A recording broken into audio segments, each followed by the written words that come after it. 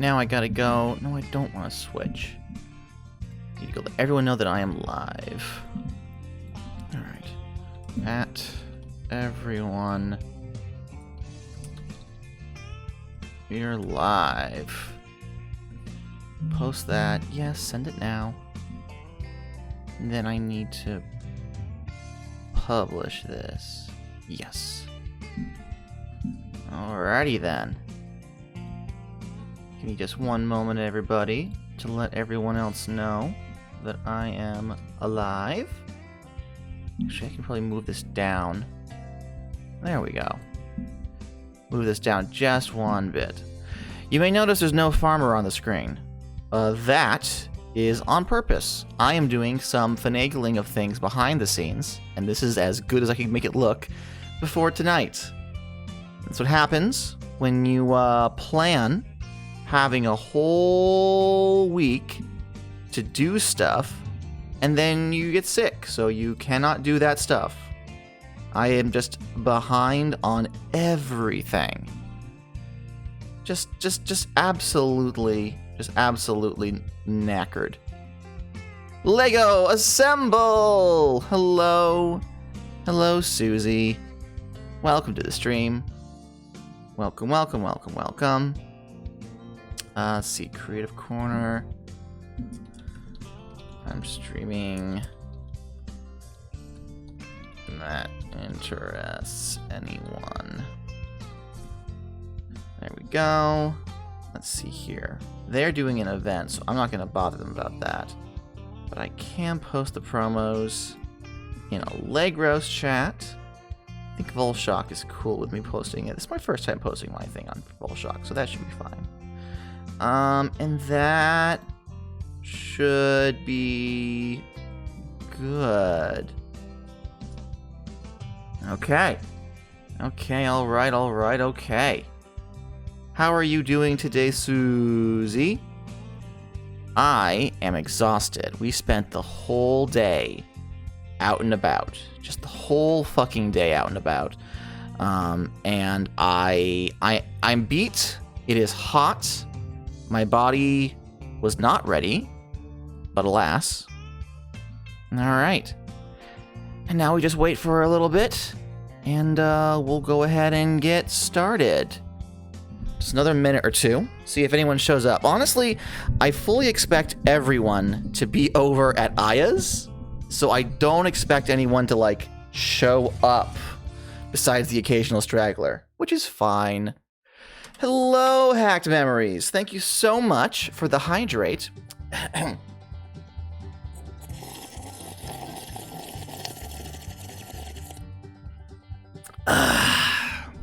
Delicious. Thank you so much. After a long day out in the sun, I really, really needed that. So I appreciate it. Hello! How are you doing today? I am very excited for today. Not because I think it'll be a good stream. That's a secondary thing. Mostly because I purchased all these Lego like a month ago in preparation for today, which was a fool's errand because it meant that I had to sit there and just look at these unopened Lego on my shelf for a full month. And like, I had some pretty nasty days during that. So I'm like, opening a box of Lego would make me feel a whole lot better. But no, I refrained. Speaking technically, I was only supposed to buy 2 sets. I actually went a little bit over budget. Hello, Jen. I farmed today. And by farmed, I mean I moved a basil plant around to catch a moving beam of light. The basil plant, I assume, will thank you. Your service has been greatly appreciated. Hopefully your mood will be better after some good Legos. I agree! I'm doing fine now. But last weekend, I was not streaming. I was taking my vacation, my monthly vacation. I take 1 week off a month. Which ends up being like 11, 12 days once you factor in, the Tuesday after I finish my regular streaming weekend. And I had planned that weekend specifically to get all this content done. I had a lot of prep I wanted to do. I'm running a TTRPG separate from my streaming stuff. So I'm like, yeah, I'm going to do all that prep work during that time period. I got sick. I caught a bug and I was out of commission for like 5 days. So my weekend, Gata's weekend of do stuff, ended up me being unconscious and sleeping for like 18-hour increments until my body managed to like right itself. So I just like, I woke up and I'm like, oh, it's almost time for me to do all the stuff that I was supposed to prepare for. Oh God, oh geez, oh man, oh no, oh no. But it's fine, don't worry about it. All right, so I just realized that I do not have a fade animation for the stream starting mighty soon. So just, boop, it's gone. But I do have a fade animation for turning off this. Oh dear. Okay, so is this in line? This is mostly in line. All right. Howdy, farm hands. My name is Gata. I got my hands over here, and welcome to the stream. It's Lego night, and I have a bunch of things that I want to build. Let me show you real quick what 3 sets we're going to be working with. Which one's the smallest one? First off, let me shift my notes around. A boop sound effect would be funnier than a fade animation. True.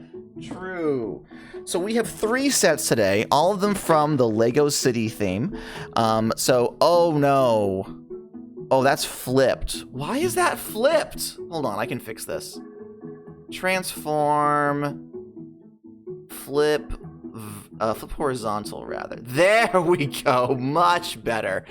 Now you can actually see here, we are building set number 60287 Tractor. We are going to be building number 60327 Horse Transporter. All right, got a horse involved in this one. And then, I don't know if this will actually show on the camera because it's a big box. Not the biggest box, but a large box.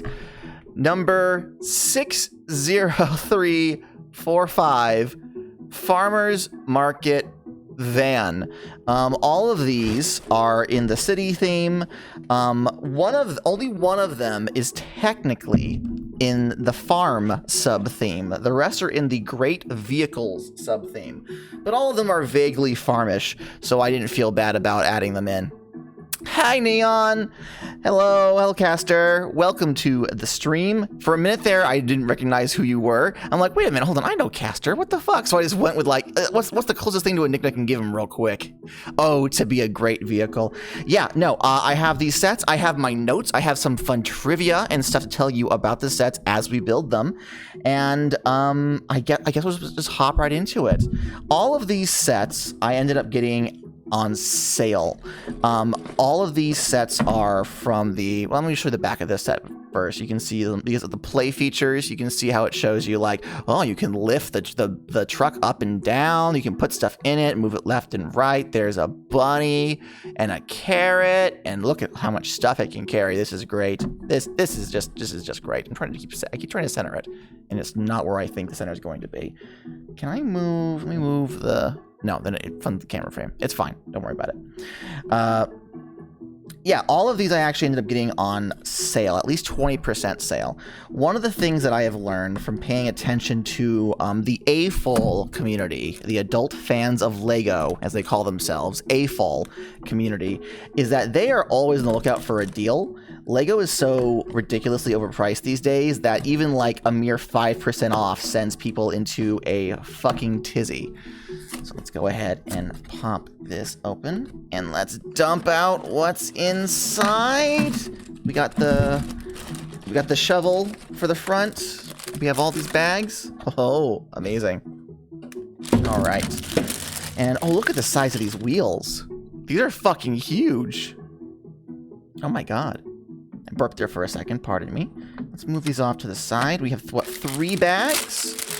This appears to be primarily the sub-build parts. This looks like the majority of the tractor itself in bag number 2. And then we have the instructions. Where can I put the instructions so they're visible on screen for you to follow along? There are technically online instructions I could pull up, but I'm not going to do that. Let's put it over here. This is mostly visible. Okay.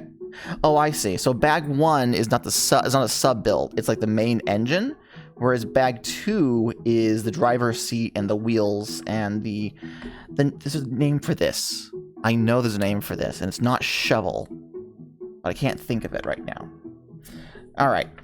Before we get started, let me talk to you a little bit about some trivia. This set, Tractor 60287, was originally released in 2021. It's not retired yet, but based on how the waves of these sets tend to go, the estimation is that it will be retired and no longer available on store shelves by the end of this year.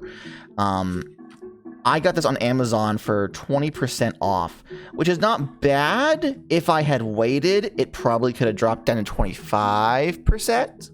But there was only so many available, so I'm like, you know what? I'm going to grab them now. I want this set anyway. I don't mind getting it and making sure that I get it in exchange for a few couple dollars.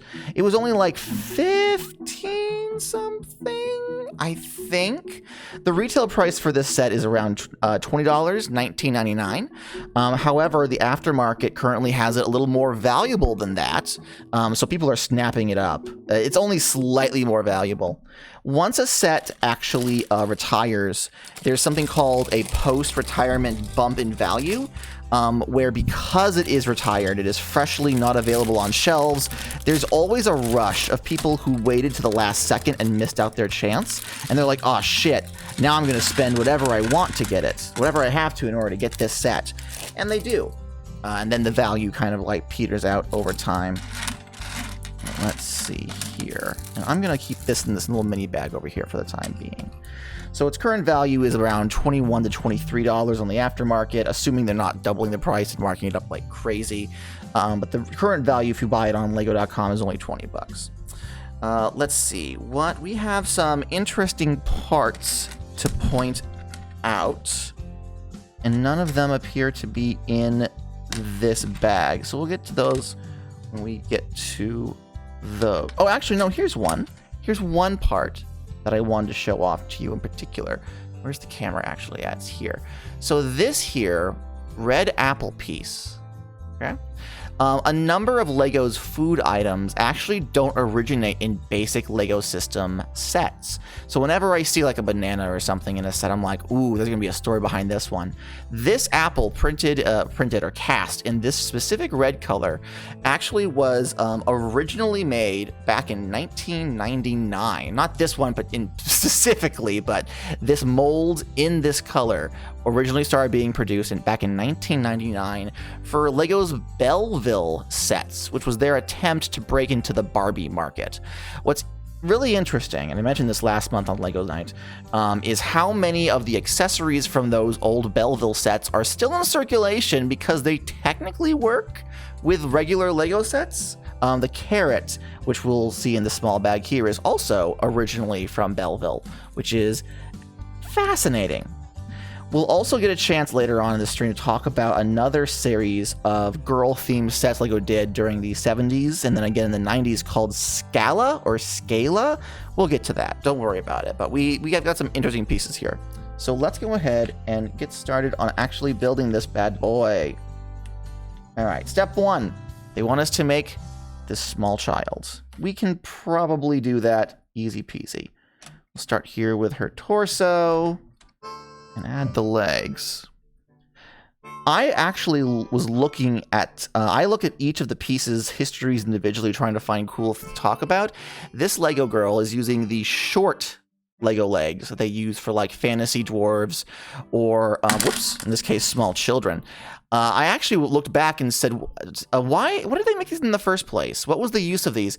Interestingly enough, short legs went into production in, I want to say 2002 or 2001, 2002, specifically because they were doing Star Wars sets and they wanted Yoda, Ewoks, and then the same year after they did Harry Potter, I believe. So these legs originally went into production specifically because they wanted the Ewoks and Yoda to be smaller than regular minifigs. Probably size scaling for short characters. Yeah. No, that was the core of it. Previously on this stream, we've talked about the cost of making new casts and how a lot of times they'll wait until a Disney set or another themed set that has money coming with it needs a specific item before they even bother putting them into production. Because if it's for a Disney set or a Star Wars set, they absolutely know that they are going to make that money back. All right. And she has these cute little two pigtails. And voila. Small child is built. I think the downside is the short characters can't sit down. No, that is absolutely correct. They use regular torsos, but there's no motion. This is a completely solid. Absolutely solid. What's interesting, and we don't have proof of this yet, is that in the Disney 100 anniversary celebration minifigures, they're doing a line of collectible figures, blind bag figures, for Disney characters. They're going to have Cruella de Vil, Oswald, Lucky Rabbit. I think they're going to have a variant of Mickey, but that's neither here nor there. One of the figures they've shown is Pinocchio and Jiminy Cricket. In the render, Jiminy Cricket appears to be taller than a short character. So Jiminy Cricket has the regular torso, but then the legs are slightly longer. And some people have been arguing over whether or not that's just a rendering issue to make it look better so he doesn't look ridiculous. And also because Jiminy Cricket in the render, his legs are open because he's walking, and these legs can't do that. So some people are like, they had to make it look different, otherwise it'd be false advertising, right? Other people are saying, no, this is a Disney-backed product. We might be getting an in-between leg for, like, teenager characters. Because Jiminy Cricket, like, they don't want him to have these short, stubby legs. He has the kind of long, limber legs in the original. He just needs to be shorter than Pinocchio as a minifigure because he's a fucking cricket. So there's arguments and drama in the LEGO community about whether or not Jiminy Cricket is going to come with a brand new cast of maneuverable medium-sized legs. I would love that if that happened, but also I don't really know how quickly LEGO would attach to it, as they haven't made new legs for anything since. Well, no, that's not entirely true. I was gonna say they haven't made it since 2002, but they did get super long legs for the Toy Story 3 sets, and they've reused them for the Avatar, the Blue Cat alien sets, where they have these double long legs to make super tall characters. But okay, there's the girl, and here is a bunny. Just a cute, look at him. Look at his little face. It's adorable. This rabbit actually comes in 3 different colors, and one of them is currently unreleased. There's this color, there's a medium gray color, there's a little white patch on the face, and then there's a medium blue rabbit, which we have images of, but I can't seem to track down what set it's actually supposed to be from, so I think it's unreleased so far. They could have made him a custom mold and bundled him like an animal buddy for Pinocchio, like that bunny, for example. Yeah, so making a new mold, even if it's something ridiculously simple, costs LEGO thousands of dollars. It's kind of ridiculous. Oh, they actually want me to get the carrot and stuff ready. Okay. It costs a ridiculous amount of money. And generally speaking, if they're going to spend time on the R&D, it needs to be something they can replicate and use again later. Even when it comes to like super branded stuff, right? Very, very rarely will they make a unique mold unless they have plans to recreate it in another set later. This is again why they wait for Disney to like fund the creation of stuff, because then they're guaranteed to get their money back. All right, so we have 2 carrots here. And then it wants us to take another one of these little green pieces and combine it with this pumpkin. Oh, let me turn it upside down so it looks like an actual pumpkin to you guys. Oh. Pumpkin. I am working with a brand new setup, and this camera obviously is not matching my arm motions. So I need to work on that off screen, alas. All right. Now we're down to the actual build stuff. We've got this here. Oh, I'll put it here so it's visible. We've got a chest full of vegetables. We've got a bunny. We have a small child. Okay. We are one step closer to having a tractor. If I remember correctly, the video set had a ton of new minifig sculpts, though it did really poorly. Yeah, no, it really did do poorly. The video sets specifically, I think they came out in the same time frame as Lego Dots. They really thought Lego Dots were going to take off. Like, they put a lot of money into the marketing for Lego Dots. Guess they didn't make the cash back. Haha. I love all the robots. No, I love the minifigs in the video set specifically. But like, I don't know. It just feels like in the age of TikTok, right? To sell a product that's main pull is there's an app for music video making, it feels like the absolute worst time for them to throw their hat into that ring. All of those tools are already available for free from a different service that everyone and their mom already uses. So why, like, you know, unless you specifically wanted the minifigures. And at that point, you can buy them secondhand on the aftermarket for fairly cheap. I'm pretty certain that the individual minifigs are only going for like $2 a pop on the aftermarket right now. Full sets are basically worthless because nobody fucking wants them. Let's see here. We need one long black piece. Not Lego, but have you seen any of the Playmobil farm sets? I haven't looked into Playmobil. I'm not is it Mobile or Mobile? I don't know how to pronounce it. I'm not particularly interested in the design of the Playmobil sets. So no, I have not. I believe Playmobil actually currently has the Scooby-Doo license, which is heartbreaking for me. Lego had the Scooby-Doo license, and they released all of 5 sets, didn't market it for shit, and when they didn't make their money back, they just stopped. They're like, no more waves. That's fine. Not sure on the pronunciation, but I played with that more than Lego as a kid. My household was a Lego household through and through, but we were aware of Playmobil. We had a business, a family-owned toy store that was in our local area. And I keep trying to figure out how to position my arms here so that the pop filter isn't hit with my elbow. Their little farmhouse is adorable. I don't doubt that. Okay, so we have this big round guy. It's got some Technic holes on the cardinal corners. And we are going to be connecting these here tan Technic pieces. We have the hole connector on one side, and we have a, I don't know what the proper term for this is, but there's a 4 cornered on the other. Oops. I go dropping stuff. They sold, this toy store of my childhood, they sold a ridiculous amount of Playmobil. But I was never really into it. I was like, nah, it's gotta be Lego or bust. I was a picky little kid. Alright.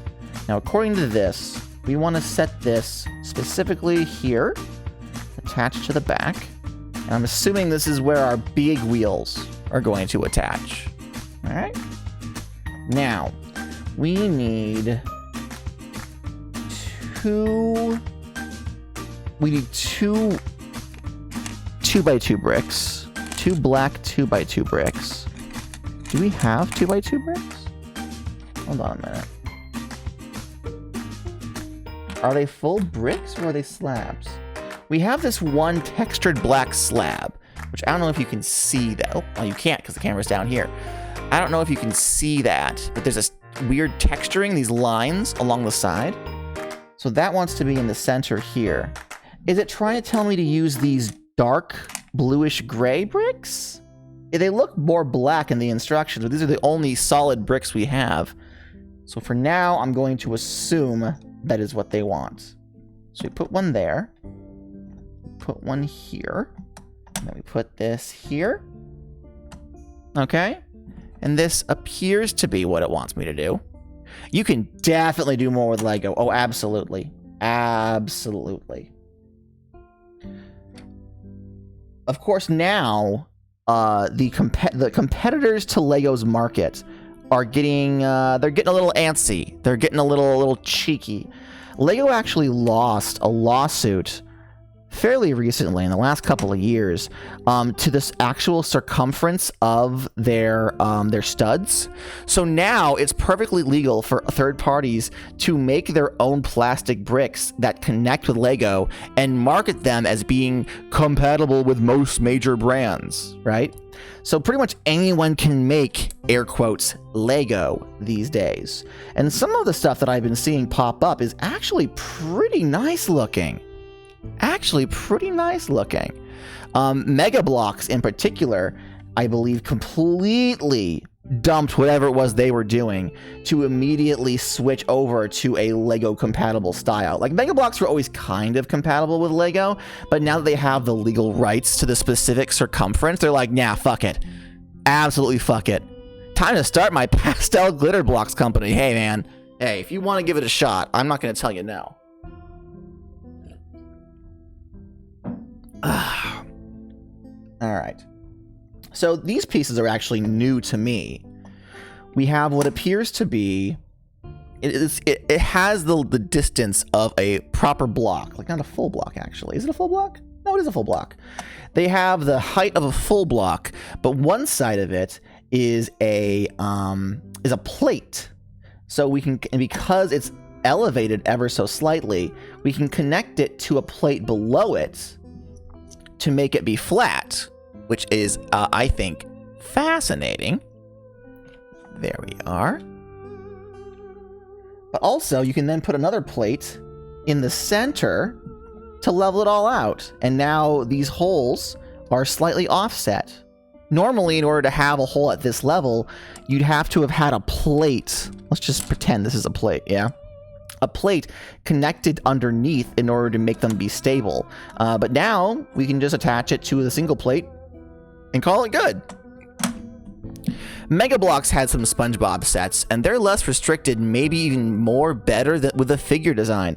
My little brother loved SpongeBob when he was young, and he actually had a number of the first wave of SpongeBob Lego sets. I have very fond memories of those.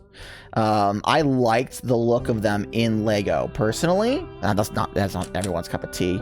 It actually kind of breaks my heart a little bit that Lego let the SpongeBob license go.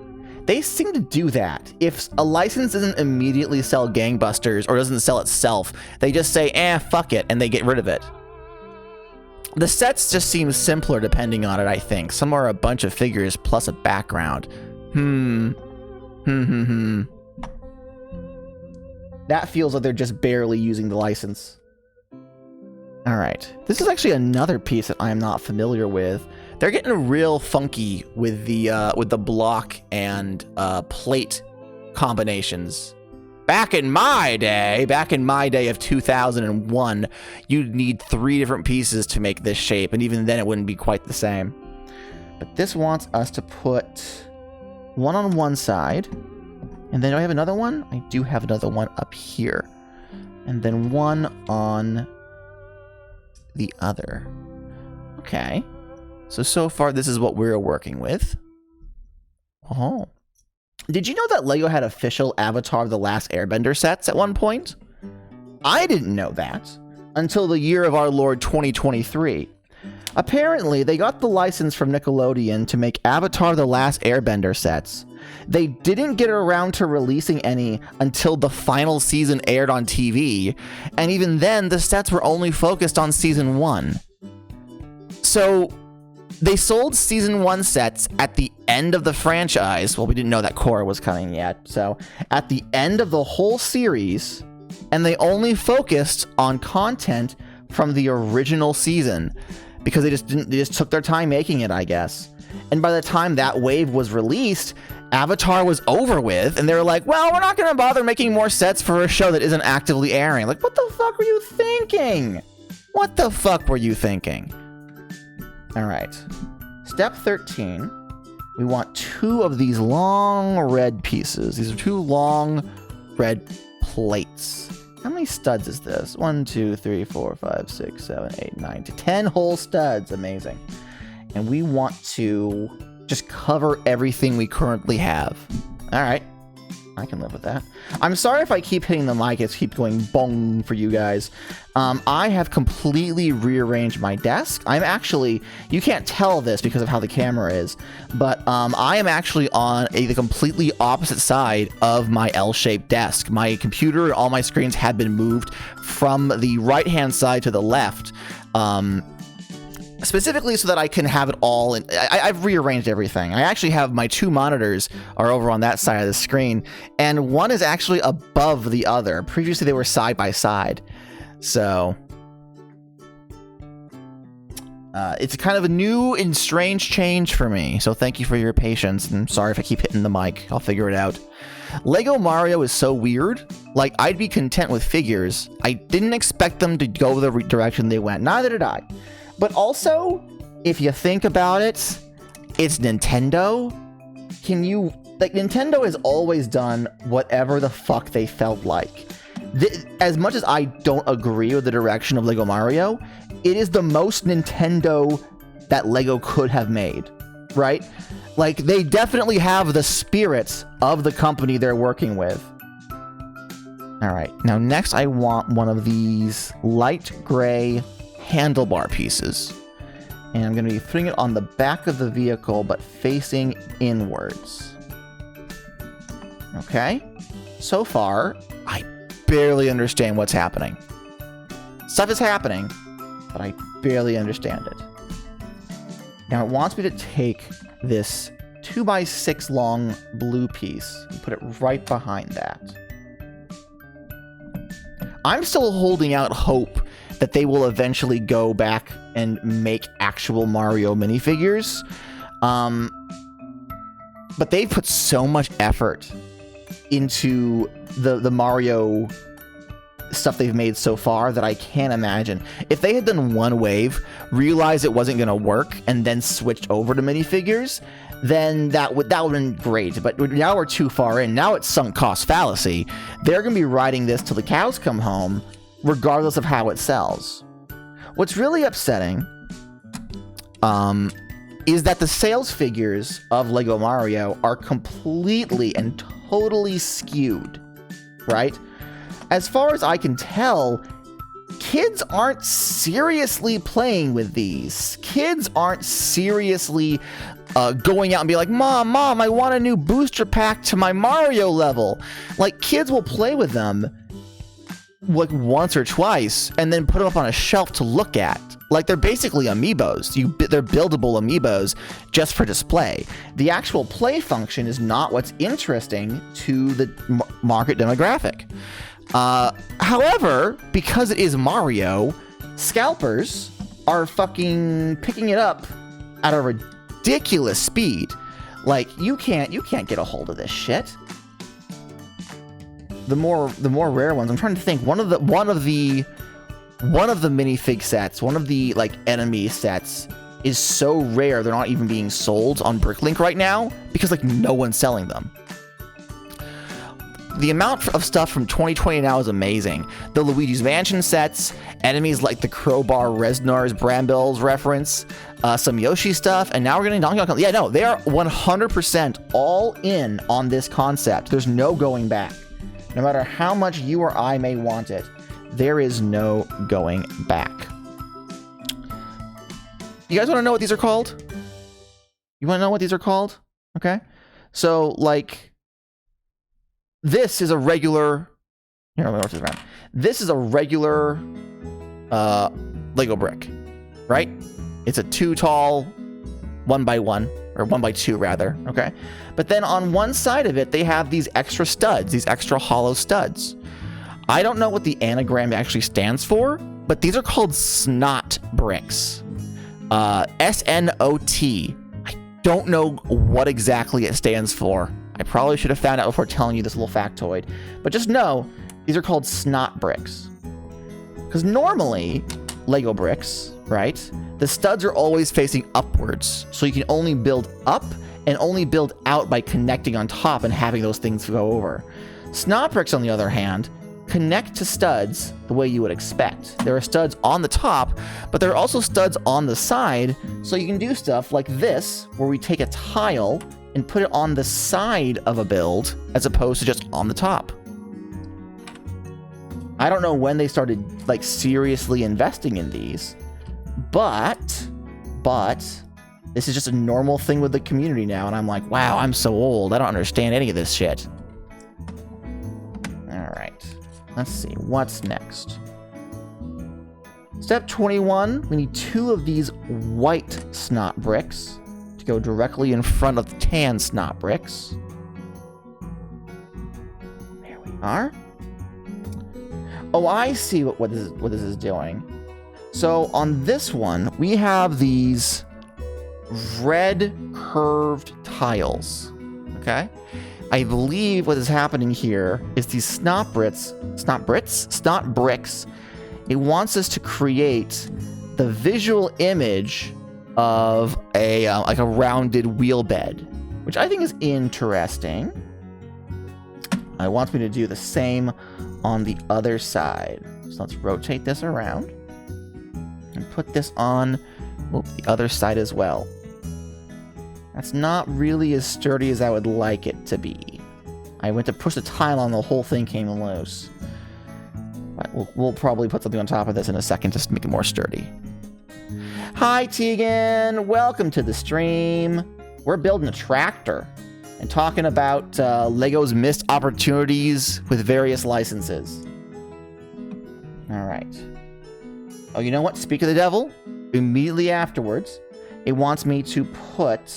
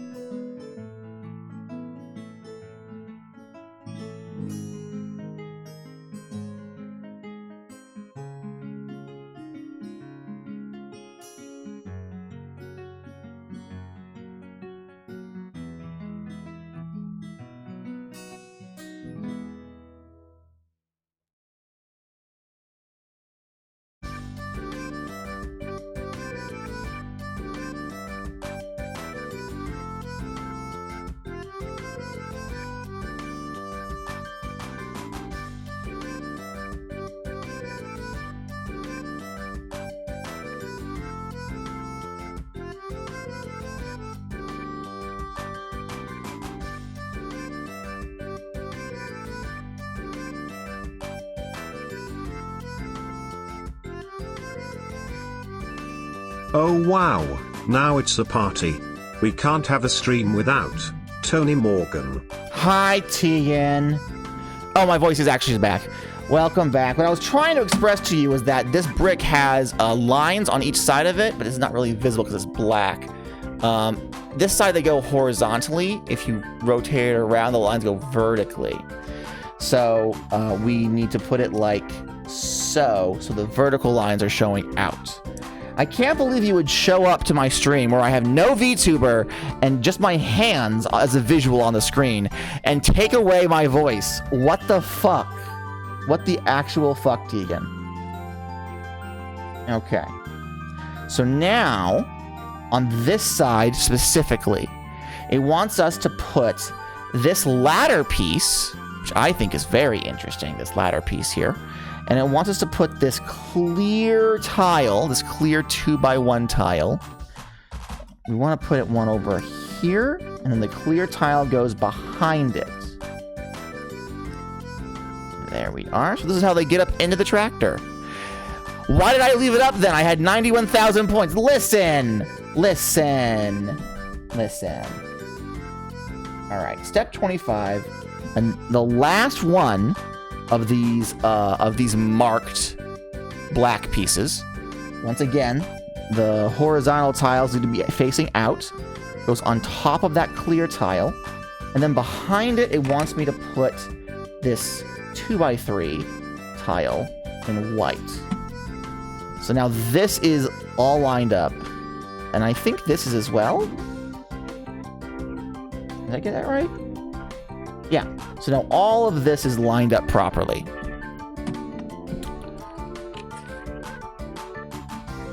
All right. Now what are we doing? Oh, I see. So we take... I don't even know what this piece is. This piece is like a roundy boy. He has some like some like roundedness going to them. It's very clearly specifically for a vehicular. And then it wants us to take 2 of these clear tiles, put them on there, and then we attach them here. Something doesn't feel right. There's something missing in here. You see that? Did I miss a step? Did I miss a step?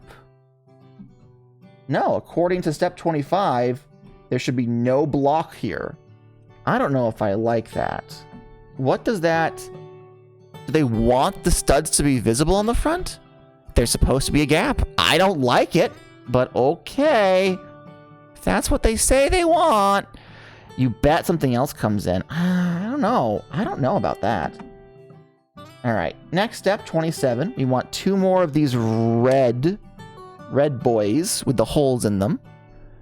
Trust the master builders. The master builders, I mean, I'm going to trust the process, but I'll complain the whole time. All right. There goes that. Next, you want to take this step-like piece. You can see how it has the different layers underneath it, and it's curved on the top like a tile. So this they want us to attach here. Okay, so this lines up so that this and this will be connected. Ta-da. Does it look like a tractor engine yet? Is it getting there, guys? What do you think? I don't think it looks much of anything just yet. The front of this maybe. But then we also want to use this last square red tile. Boop. There we are. And that's step 28. It looks like a transformer. Well, you're not wrong. Interesting. Okay. So you remember how we put this Technic pin in place ages ago? It wants me to put another Technic pin directly above it. Okay? So we're going to do that. So we're going to follow the instructions. Okay, so we have 2 Technic pins right next to each other. Then it wants me to take this black L Technic piece, and we're going to connect it like so. I'm trying to make sure it's visible. Slide that into place. So now, this black piece here has sort of like a connecting bit to it. It's supposed to feel like it's all part of one. Interesting. Okay. Okay. Am I going to repeat the process on the other side? Well, first, I'm going to rotate the whole build around. Okay, I can do that. And we are going to replicate, all the steps that we pretty much just did. So a clear bit here. Stairs here. There we are. On top of that, another one of these black pieces with the horizontal lines facing outwards. Ta-da. And let me guess. Oh, wouldn't you know it? We're going to put a Technic pin here. Oh, I skipped a step, actually. This shouldn't have been done just yet. But it's fine. It won't affect the actual integrity of the build. And why aren't you going in? There we are. Ta-da! It's something. It's getting there, I think. Maybe? Unsure. Unclear. Instructions unclear. And then last but not least for this bag, we take these 2 tan Technic connectors, put them in the remaining hole on either side. And ta-da! We've completed bag 1. And this is what we're left with. It's a kind of car. It's a kind of something. It's a kind of something. There's a lot of visible bits that I'm hoping will be covered up. I'm intrigued by the use of blue. I don't know if the blue what's it supposed to be? It's supposed to be a tractor with some sort of shovel on the front. So this will connect to some pieces, and I don't know where it'll actually attach, but like, see, these are the wheels for it. So like the wheels are eventually going to be on the back of this. Like look at this guy. Okay. So imagine this is the body. Wheel. Does it look vaguely tractorish to you now? You see it. Good. And they're slightly off camera because I keep pushing the thing up, but we do have this small child, her rabbits, and a bunch of vegetables. So like, you know, I do wonder why there's a child involved in a tractor build.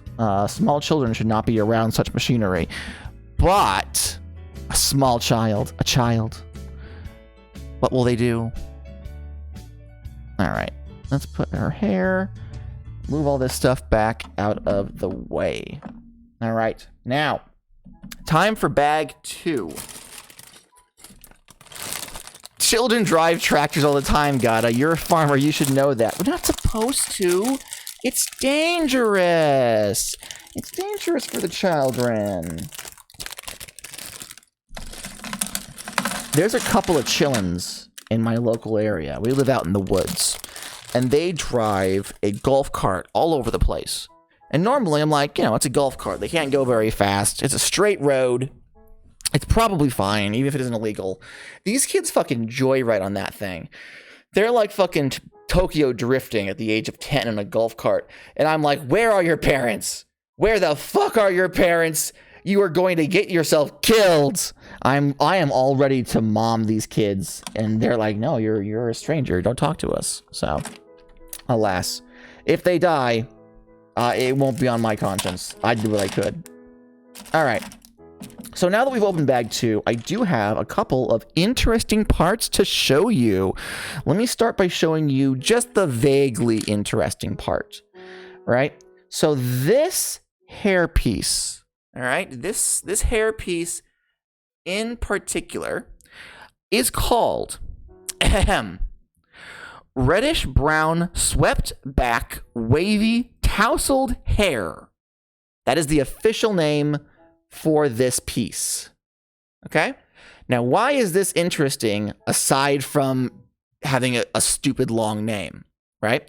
This piece was originally produced in this color for the first time in 2008. Internally, it is called Anakin's hair. This was produced specifically to replicate the hairstyle of Anakin Skywalker from the Clone Wars 3D animated series. The first wave of the Clone Wars sets that LEGO ever did, all the way back in 2008. They've since used it in multiple other colors. I actually believe a green version of this exists for one of their Joker minifigures. But this is the actual color it was originally produced in, and they're reusing it for this farmer character. So I find that neat.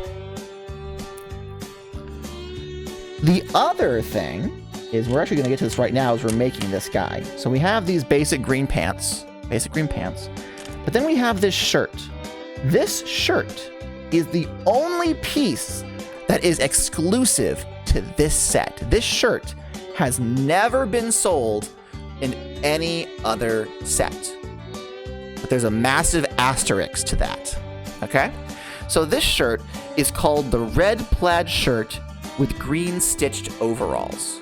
All right, as you can see, it's a red piece. They use like a yellow-orange for the lines of the plaid. And then they have a regular black printing for the lines on the overalls.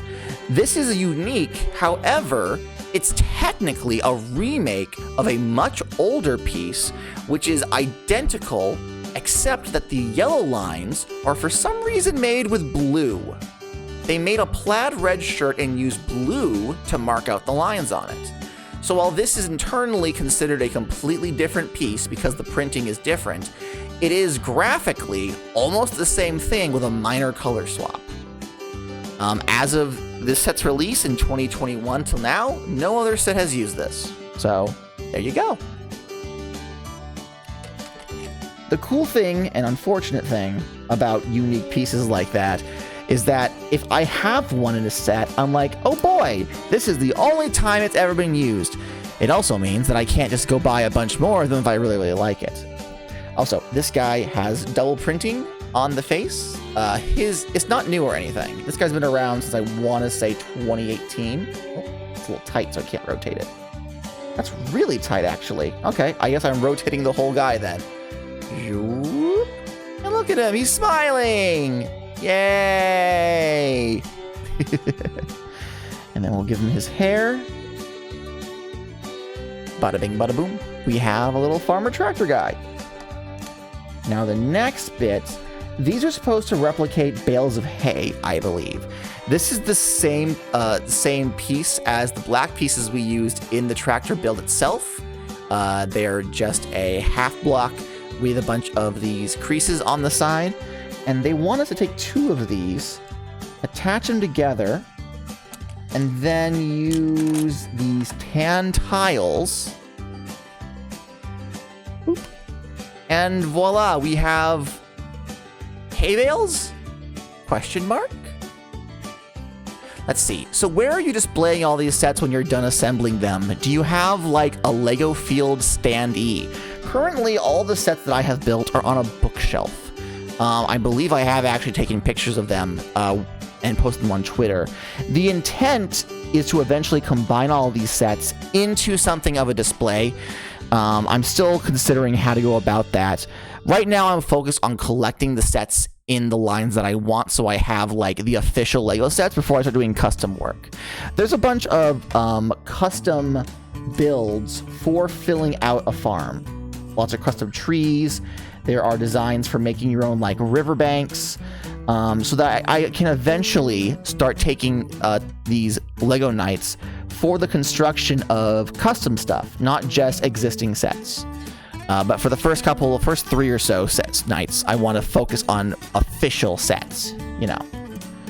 All right, so we have our 2 wheat bales, hay bales. Oh, and now it wants us to go back to the engine. Okay, I guess you come back over here now. Let's move you, small child, and your little bunny too, out of the way. There we are.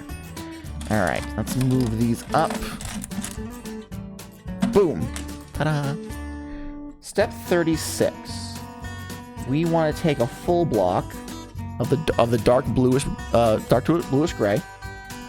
Put it on the very back of the... I barely lifted that and it popped off. It's only attached by back here. I still feel like they're missing something here. Something had better go in here or I'm going to lose my shit. This is not stable. This is not stable building. Look at that. Look at that. I just moved this piece and the whole thing popped off.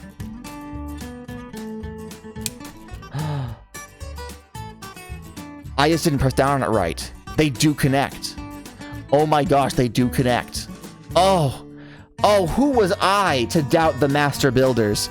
It was my own foolishness that led to my error. Oh, I shall castrate myself. Yeah, no, that's not the right word. Prostrate? I shall prostrate myself again. I shall castrate myself. No. I'm not that serious about Legos, guys. I'm not. Please do not castrate yourself. Oh, that's gonna be a clip for Tumblr. That's a clip for Tumblr. Jesus. All right, and then we gotta put another one of these half blocks on top. Okay. There we go. What is next for us? Oh, now we're doing a completely separate build here. So it's like, put that away for now, my friend. We'll come back to you later.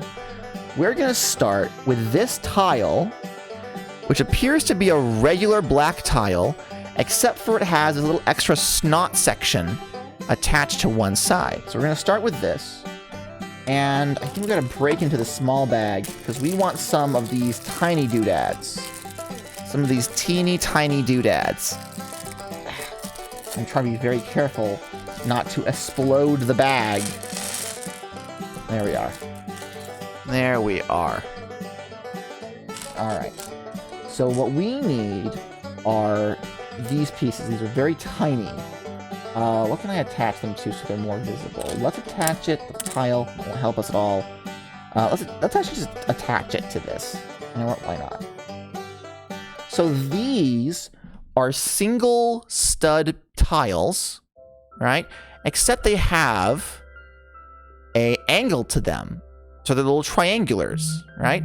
And this is in, whoops. This tile has been cast in, I think it's called neon red. Not red, neon orange. This one down here is, no, this would be transparent orange, and this one is transparent red, because the neon colors are going out of favor. That's correct. So, come on, camera. Camera. Hello. Thank you. So these doodads. Nope, I keep hitting the fucking... I hold them lower so you don't have to just see my meaty man hands, but also with this detail work, you really do want to be able to see them up close and personal. Thank you for the the clip, Tegan. Can I move this microphone back a bit and you still hear me fine? Is that still good for you? Okay. So here we go. We have this piece. Then there is another piece here. I don't know if the camera will pick up on it. But this is a 2x1 stud tile. All right, so it's super thin. Super thin. Good news, Gato, the sound is the same. Is the sound still not great? But you'll notice on the top of it, it has these, I'm trying to angle it right so you can see. Come on, this way. It has these weird markings on it, okay? This is an ingot tile. I don't know what they first made these for, but these are meant to replicate like precious metals, right? But here we're using it for like a machinery bit. So like, this is like the headlamp's atop the machine. Or the back of the machine, I guess in this case. Because according to this, we were supposed to take this guy and attach it like so. Still not really looking like a tractor, but I'm willing to trust the process. I'm willing to trust the process. Now that I have been shown the error of my ways. Okay. What the fuck is this? What? Lego, I know I've been out of the game for like 20 years, but this clearly, this is one solid piece. They could do this with two plates and a brick tall half piece, but no, they're like, we'll just make this a brand new piece. Someone snorting coke at Lego Company, being like, I got an idea, guys. All right, so this goes here. I won't lie, it does fit quite nicely. So like, it does the job. It does the job. Imagine stepping on that one. I don't want to. I would actually rather we not consider it. Thank you very much. Thank you very much. God damn. All right, next we want this guy right here. This guy is kind of like a seat or part of the underside. Take your whole foot off, Jesus Christ. That's gonna go right here. I imagine this is going to be the seat in the end. Okay. And what do we have next? Oh, the next step 40, is just put a steering wheel in it. Okay. Here's a steering wheel. I don't know when they started making these steering wheels, but I don't believe they've changed them since I was a child. Like, these have been around since at least 1991. Which I think was when Johnny Thunder was 94. 93 or 94. So at the very least, these wheel pieces have been around since then, if not earlier.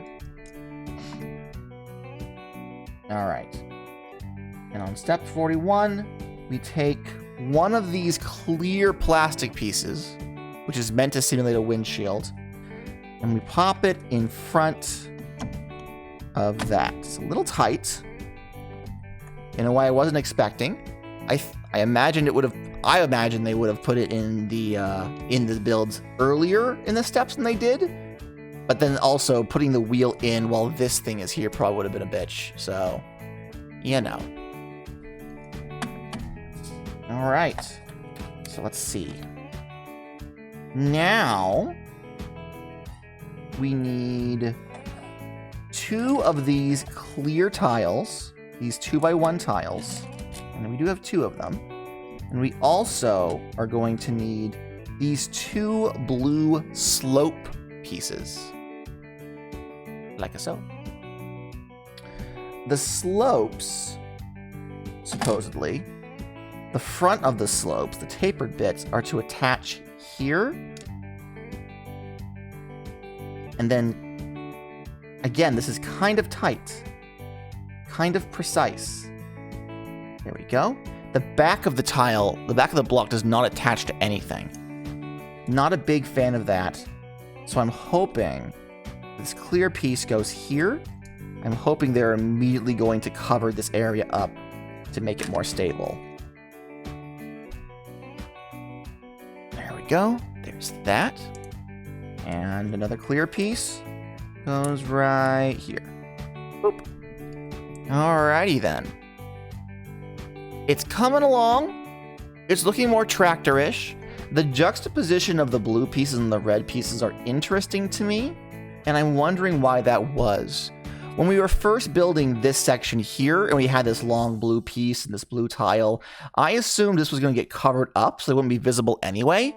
A lot of times LEGO will include pieces that do not match the aesthetic of the build you're using, because they're not going to be visible. They're internal pieces. And for the purposes of budget, they have to have evidence, proof, that X amount of pieces in X amount of colors was produced and used. So a lot of more uncommon colors, like bright pinks, will find their ways into like Millennium Falcon builds because they need some blocks to be inside a bunch of other blocks and they'll never be seen. But they also want their company to be like, yeah, no, we still use pink, ha ha ha ha, so pink doesn't get discontinued. I assumed that was what this was, but now we're getting a lot of more blue stuff up top, and now I'm thinking, oh no, this is part of the build. It's interesting. Very, very interesting. All right. So next, we want to take 2 of these pieces, 2 of these archway pieces that start in a single stud connection and end in a tile, or not tile, a plate rather. And we're gonna take these tiles, these red tiles with a single stud in the center, and we are going to connect them like so. So it completes the arch with a single connector on top. And we're gonna do that twice per the instructions. Okay. And then, starting from the back of the ladder piece, it wants us to put these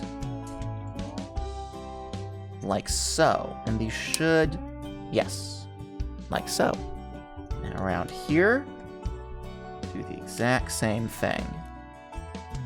Okay, now just envisioning this in my own mind.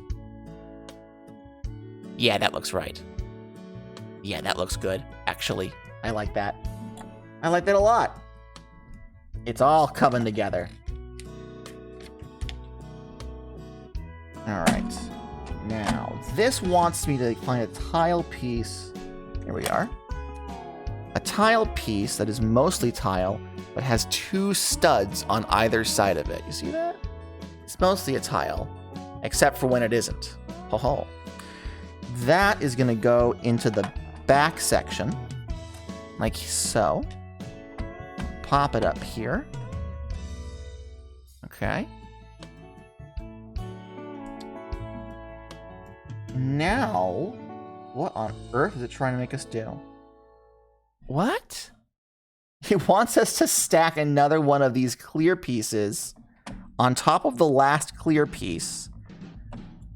Okay, so the glass on this is just a straight line. Okay.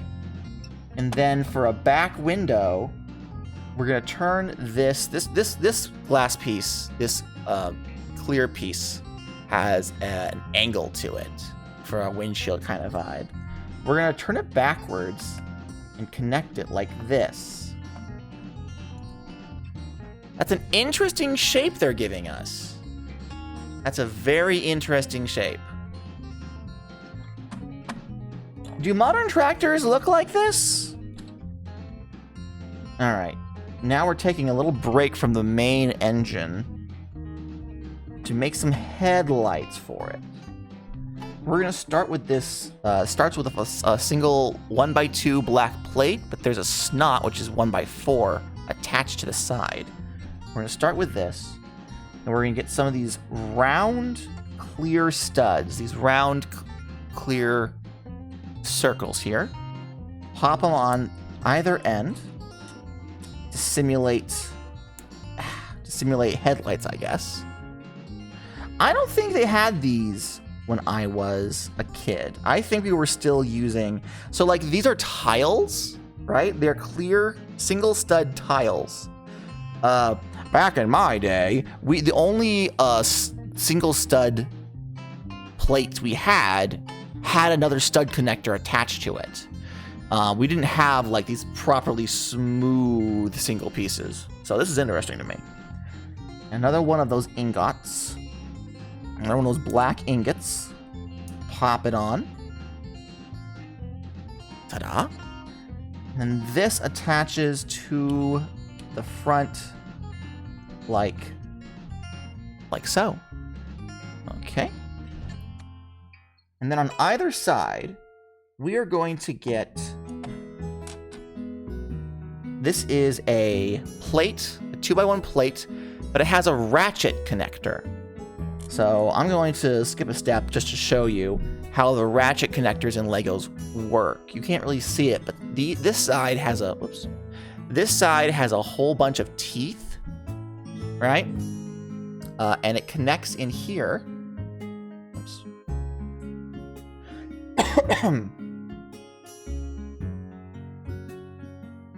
And then you can ratchet it, rotate it a whole bunch of ways, and it'll hold its shape. So we're gonna take 2 of these ratchet connectors, specifically the single piece, and we're gonna put them like that. It's kind of like a moose. All right, now what's happening? Now we're gonna take this hood element, this red cast hood element, turn it around backwards, and connect it like so, making sure it actually connects with the back. There we are. And we're gonna take 2 more of these red tiles with a single stud connection. We're gonna put them here. Whoops, if I don't drop them, that is. Ta-da. It's all coming together. It's very clearly a tractor now. I'm sorry I ever doubted them. You have eaten! Welcome back, Tegan. Oh, I see what it wants me to do. So now we take the other side of the ratchet connections, and we also take the last 2 of these black ingot pieces, and we connect them to the ratchet pieces, and then lower them down like this, and they're supposed to be like the reverse view mirrors, the hind view mirrors. That's not the right word. Rear view mirrors. Jesus Christ, gotta. I don't have a driver's license, and you can tell that I don't understand the breeds of cars. All right, and then lower this, and they're rear view mirrors.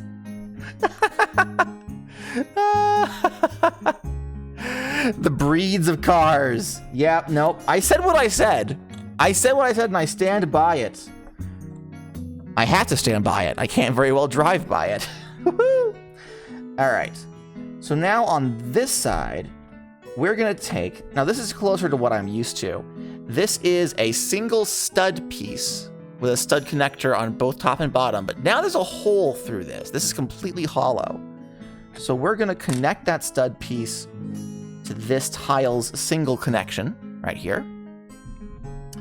And then we're going to take this piece. I don't know what the fuck this is. I don't know what the fuck this is. It's just this trans orange doodad. But the handle of it, I guess, goes into the hollow stud and it holds it in place. It's a caution light. Well, no, I mean, I know that it is, now that we have put it on, it is now a caution light. You are correct, Tegan. I meant like what the initial use of the piece was before they turned it into a caution light. These were not rear view mirrors until we attached them and realized, they're rear view mirrors. There's a difference, you know? All right. Now it wants us to rotate the entire build around, and we have here this exhaust pipe piece with a Technic connector on one end. I remember having one of these in chrome. Back in the 90s, the big dealio was to have pieces that were made with plated chrome, so they were perfectly reflective on every side. Unfortunately, even though they got all excited about this, turns out the chrome plating doesn't last very long when it's been stuck in a bin with a bunch of other plastic pieces with sharp edges. So not a lot of chrome pieces actually fully survive to this day. All of them have some sort of damage where it scratches off the plating. So they stopped doing chrome stuff about the mid-2000s, I think. They were really slowing down on it the last time I was about. So, and this attaches right here, according to the instructions. I just gotta get the angle of it right. There we go. Oh, now I can't make it go upwards. That was a mistake. That was a mistake. There we go. So let's put it like this so that I can rotate it into place. Come on. There we are. We rotate you up. And there we go. Voila. All right, we are running low on pieces, so we must be nearing the end. I keep pushing this further and further up, and I apologize. We must be nearing the end. Number 52 says to just start with one of these. This is a light gray Technic connector. You see the 4 prongs from these Technic rods, these Technic extenders. Technic was a line of Lego products in the 80s and 90s that were mostly about mechanics, about replicating automatic mechanisms. And they ran alongside regular Lego system sets for most of the 90s, but eventually Technic as its own identity faded away, and they had these molds for all these pieces left over, so they made some connecting pieces to make them all work together, and Technic stuff now lives on in regular base Lego sets.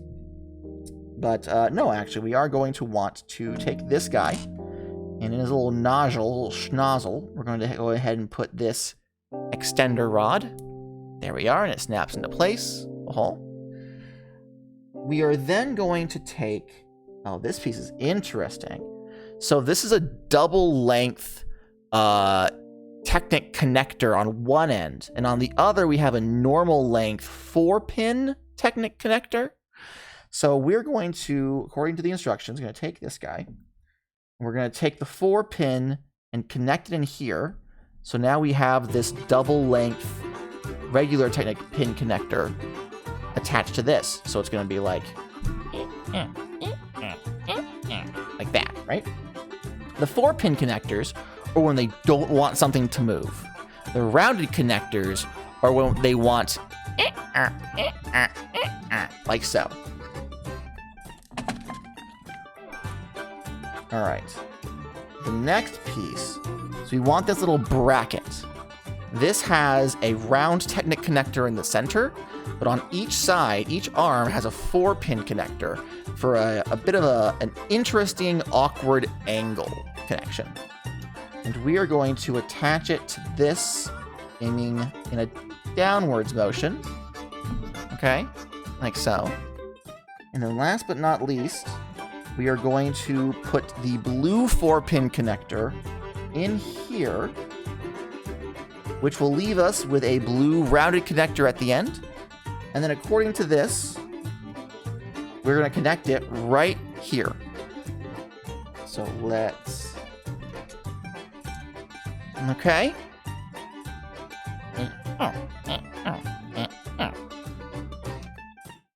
Globe W.3.2 stick, first used in the Winter Holiday Train 2016 set as a Christmas light bulb. Oh my god, it's a Christmas light bulb.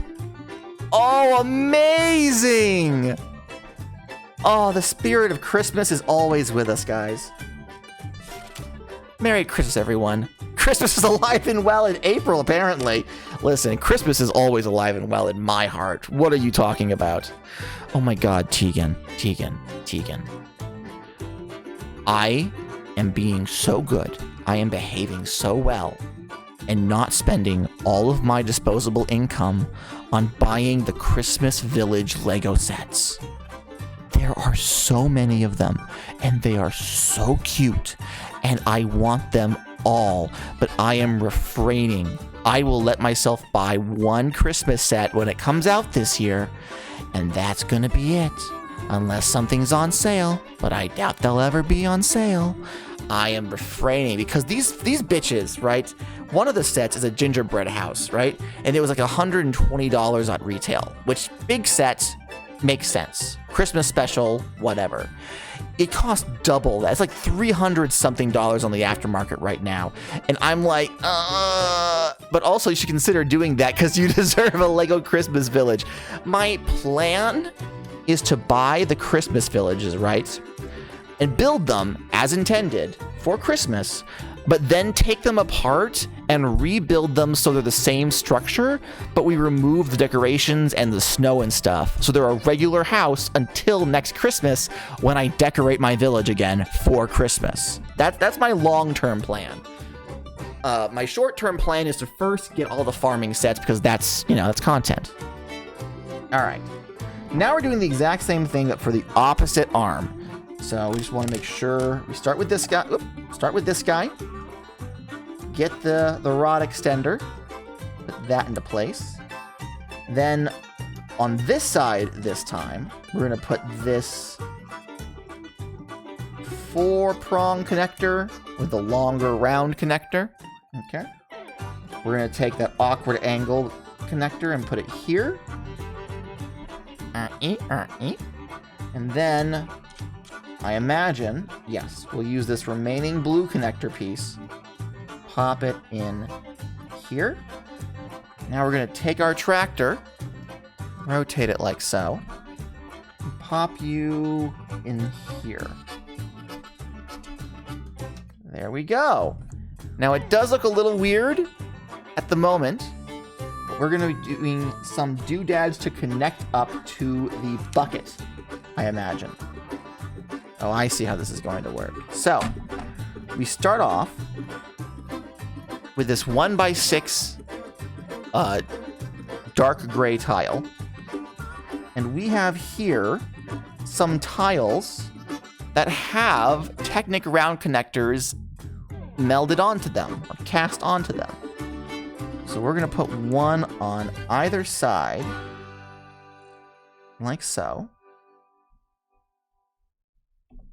Okay, and we're also going to put this tile that has a ratchet connection, right? We're going to put it right here.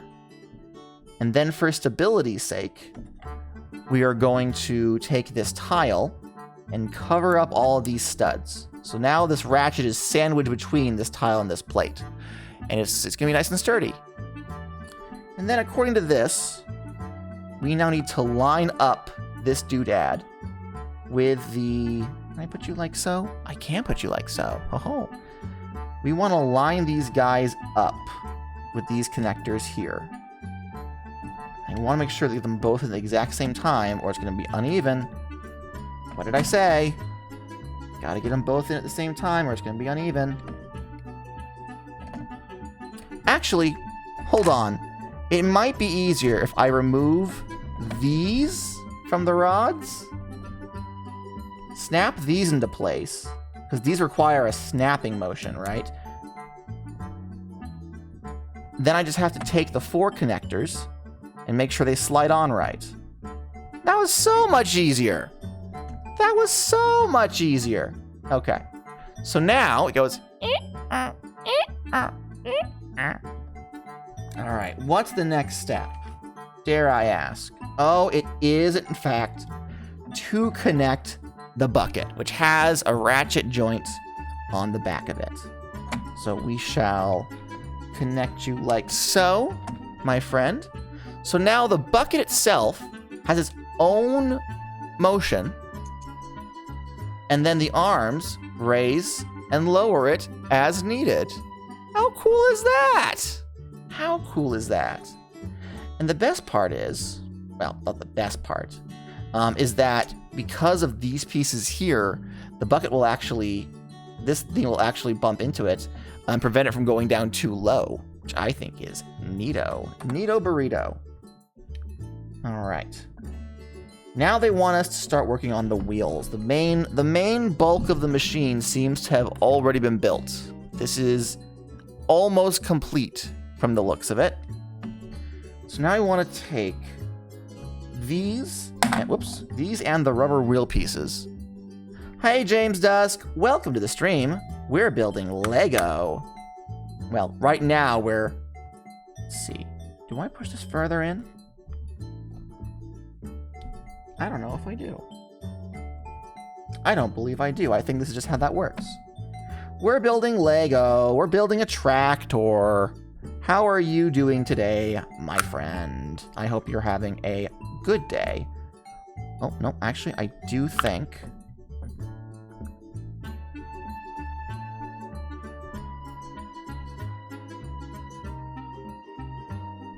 I can't tell if that's connected or not. Part of me feels like that it should have a white around the room on the other side as well. But maybe not? But maybe not. I'm gonna go with not for now, and then if the build clearly isn't stable, I'll try it again. Alright, so we've made those 2 wheels.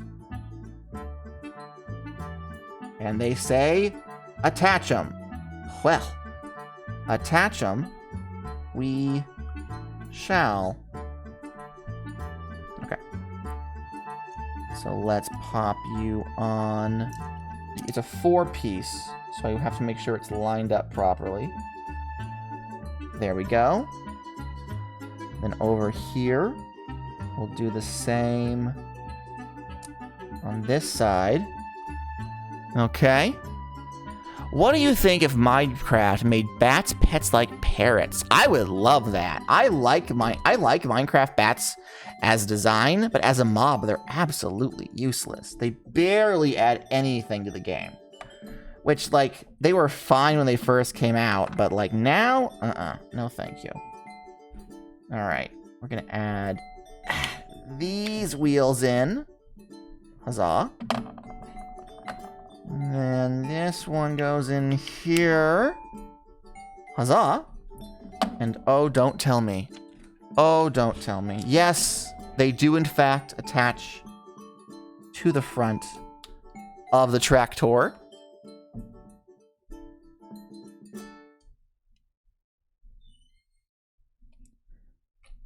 There we are.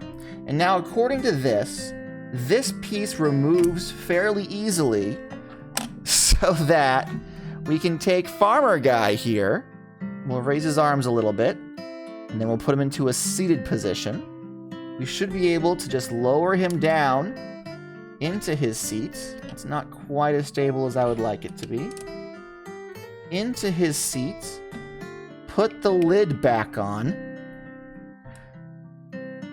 And here we have it. Our completed tractor. Look at this. This is actually pretty hefty to hold, and it feels very stable. I am actually very pleased with this. The big rubber wheels kind of feel like they're cheating a little bit. A lot of the weight comes from these wheels, but also, like, hold on, let me just. Yeah. Okay, let's lower this. Doesn't really pick anything up, unfortunately. Doesn't really have that as a play function. But, you know, you could imagine, and whoop, up it goes. And he's carrying it around. Hooray! Hooray. And of course, we do still have the rabbit and all the vegetables and the little girl as well to go along with it. And, yeah, this is a cute and fun little set. I enjoyed this. There are a couple of extra pieces just to make sure that we have enough. We have an extra one of these little guys rolling around. We have another one of these stems. That'll be useful. Oh, and the last pages are actually a listing of all the pieces in the set. That's really cool.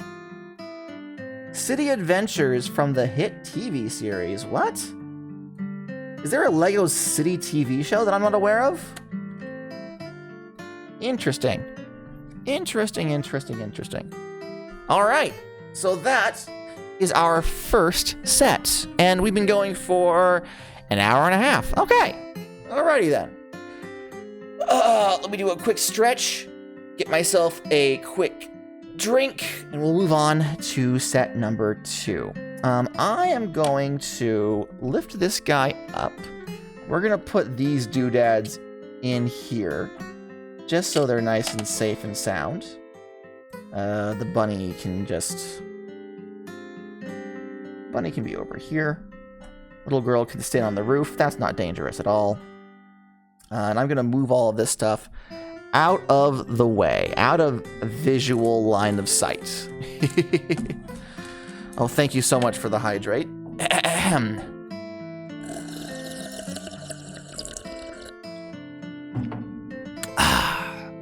Thank you so much. All right.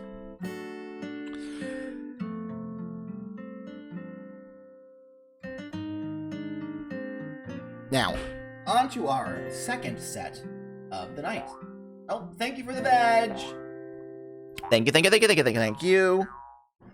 Second set of the night. We are now going to be building set number 60327, the Horse Transporter. I know what you're thinking, but Gada, you're afraid of horses. That is technically correct. I'm not a big fan of actual horses, but LEGO horses are kind of cool. And this one was also on sale, so don't you know, I pick them up as I get them. Let's see. So, this set was released in 2022, just last year. It is still actively on store shelves, but as I got this on a markdown, they are starting to wind down having a lot of these around. They're not selling as fast as I think they would want them to, so they're starting to try to offload them as best they can. This is again from the city theme. This and the tractor are not from the farm sub-theme. So how sub-themes work for LEGO is they're more of an internal reference as opposed to an external one. They would never say LEGO City Farm, right? That's too many, that's too much. But internally, they do mark which ones are part of a specific sub-theme. So this one and the tractor are a part of the Great Vehicles sub-theme, which I guess is just big, large vehicles. So like if this car had been sold by itself, they wouldn't call it a great vehicle, but it comes with a trailer hitch. So together, it's a great vehicle. Pardon me. As it has a vague equestrian theme, a vague agricultural theme to it, I figured might as well pick it up while it's on sale. This has 196 pieces, which is technically more than the tractor, but I imagine most of them are actually going to be the different walls of this here, as opposed to any more finagly minutia bits. It's originally retails for $29.99. However, its value is slightly lower on the aftermarket. You can probably find these anywhere between $20 and $25, as they are trying to get rid of the stock. This will probably not be retired fully until the end of 2024, but based on sales, it's clearly on its way out. Let me see, what exclusive stuff does it have that I can immediately point out to you? Oh, well, the first thing, actually, is this horse. This horse is actually brand new. It's only appeared in a couple of sets. I think it only appeared in 2 sets so far. and it's only available in 2022. This is the first Lego horse with movable legs. This horse has articulation, where before the body was one full solid part and the head would move up and down. This horsey can move its legs, which I'm very interested in seeing. Gata, what is your favorite Lego set? Mine is Lego set 9464. What Lego set is 9464? This feels like I'm using the phone as a camera right now, so I can't just Google it. If it's a joke, you have to tell me. Otherwise, it is entrapment. On the back, we see that they are caring for the horse. How wonderful, how adorable. Something of interest is actually the comb she is holding. This brush was originally made in 1994 as part of the Belleville series. It is a real Lego set. It's not a joke. What set is it? I won't know it by number. Lego Monster Fighters, the Vampire Hearse. Ooh, Monster Fighters is something that I've been interested in. I want to get into Hidden Side first, and even then, I only want them to attach them to the Scooby-Doo sets that I want to pick up eventually. The order of operations for me goes Scooby-Doo, Hidden Side, and then Monster Fighters. But that's just me, and that comes long after I finish all the farm stuff. All right, let's pop this bad baby open. Oh, thank you so much for the hydration. Ahem.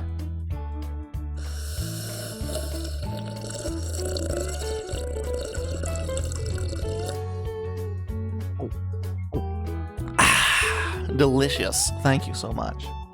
All right, let's go ahead and dump all of this stuff out.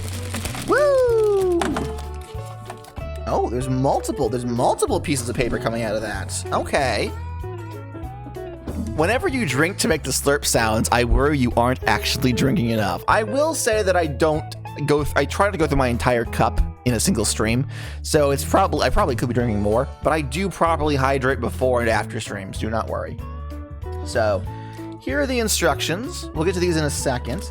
Here's the horse. The horse actually isn't in its own bag. All right. So, the head goes up and down, as expected. It's actually very tight. A little too tight, in my opinion. And the legs... the tail and everything is part of a single swivel. And it connects it pops like that. That's as high as it goes. And this is as low as it goes. Okay. And then we have the stud connections on 3 of the 4 hooves. Horse haunts. It has a little speckled in the front. This one comes with a bridle already painted on it, already printed on it. And the tail is not separate from the legs. I think...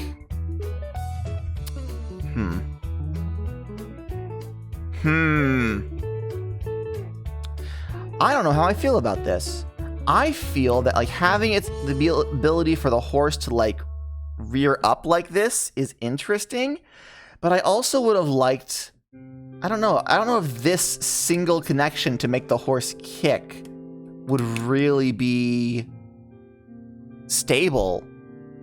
I don't know how I feel about this. It's definitely different from what I'm used to. It's still a very pretty cute little horse. So there we go. Gotta forgive me, but do you mean the old Scooby-Doo set or the Netflix? Is there a Netflix Velma Scooby-Doo Lego set? I have not seen nor heard anything about that. Probably I wouldn't know. I probably wouldn't pick up a Netflix Velma set if it exists.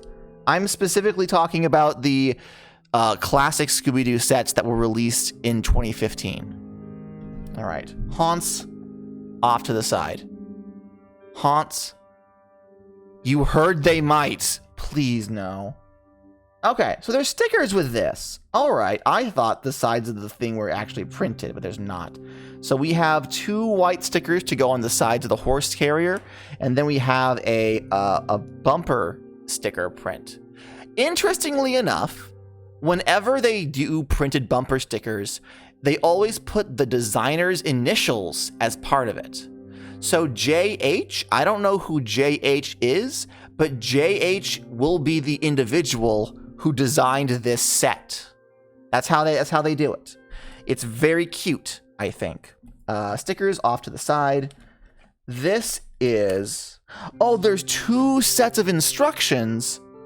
One for the guy with a dog and the vehicle, and the other for the horse trainer and the... Okay. Interesting. That's very, very interesting. That's in 2 and not 1. Okay. Let's put horse to the side for right now. Pardon me. And I think this is all horse. Let's see here. What bags does it say I need for Guy? So bag 1 is for the dude, the dog, and the car. And bag 2 is for the lady and the horse. So we're going to move these off to the side, and we'll come back to them shortly. Okay. So I guess let's get started on bag 1. Now listen, if they release a Netflix Velma set, I'm gonna have to pick that up. Do you want to know why? So I already mentioned earlier in the stream that LEGO made 5 sets for a wave of Scooby-Doo. They didn't market it. It sold like shit. And after that first wave was over, they didn't make any more. In that wave, Scooby shows up in every single set. Scooby is so easy to find. Shaggy shows up in 4 out of the 5 sets, right? Fred shows up in one of the cheapest sets. Daphne shows up in 2 sets, and Velma only shows up in 1 set, and it was the most expensive set of the lot. It was a huge, like, haunted mansion, right? And it cost a lot of money. And again, they didn't market the series, so it sold like shit. So you have a single minifigure who is only available in the most expensive set of a wave that didn't sell well and didn't get more than 1 production run. To get the Velma minifigure is like $200 to $300 depending on the seller. A single Velma minifigure is almost the cost of a full large set. Getting her is impossible. So if they end up making Netflix Velma Lego sets, and there is something akin to a Velma at an achievable price, I may have to bite the bullet and get it. The rest of the Scooby Gang I can get for less than 20 bucks. It's just Velma. It's just Velma. Also, look at the doggy. Look at the doggy. Look at how cute he is. A little curly tail in the back. I love him. Okay. Oops. Stop flipping around, doggy. Make some space. And let's get rolling. Okay. Step 1. We build a man. And I think, actually, we have... Do we have anything interesting to say about these man's pieces? Not really, except this one. This sweater, you can see it's printed like a cable knit sweater. I think this is really cute.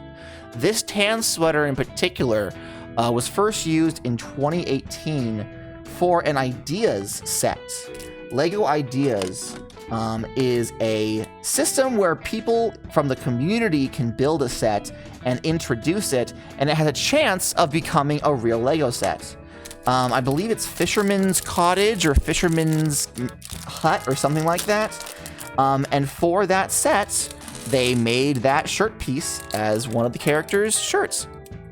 Gatta, the LEGO City Adventures is on Netflix. Oh, okay. Okay, that actually does check out.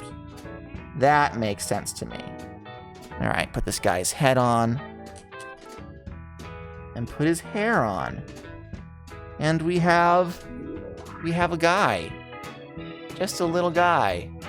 Just an itty-bitty little guy. Look at him. What a good guy. And we do actually have a riding helmet if he wants to do any horse-type activities, you see. Alright, let's put his regular hair back on. Move him off to the side here. And of course, we have to have his dog. What should we name the dog? Everyone in chat, vote on what this beautiful boy or girl should be named. Oh, someone is knocking on my enclosure. Hello? Hello. Everyone say hello to my beautiful wife. Hi, darling. Hello. Hi. You want to see the tractor we built? Sure. Look at this bad boy. Look at this. Ignore the small child standing on the roof. This is just for storage purposes. Bunny. There's a bunny. The bucket raises and lowers. There's a whole bunch of bold hat man. Bold hat man. Agreed. Very bold. Very brave. Braver than any Marine. Can I get Kips, perhaps? Mwah. You doing all right? I'm bored. You're bored? You want to come and watch me build Lego? No. No, you don't want to watch me build Lego. What do you want to do? Oh, I don't know. you don't know? But that feels nice. I'm giving her a back scratch. She's like, ugh, okay. James says the dog's name should be Clementine. I like the name Clementine. Both Tegan and Hack Memories say it should be Balto. No. No, Balto? No to Balto. What do you have against I Balto? have nothing against He saved all those 6 kids. I like Clementine. You like Clementine? My beautiful wife. That's 2 for Clementine. We're going to have a deciding vote. Susie, you still here? Hack Memories says, I love the Balto movie. When I was young, my little sister obsessively watched Balto. It was on VHS because it was the 90s. But Balto was her favorite fucking movie. I don't know why. It just was. I've seen that movie so many times. I'd willingly never see it again. But also, me too! It was your childhood hyperfixation.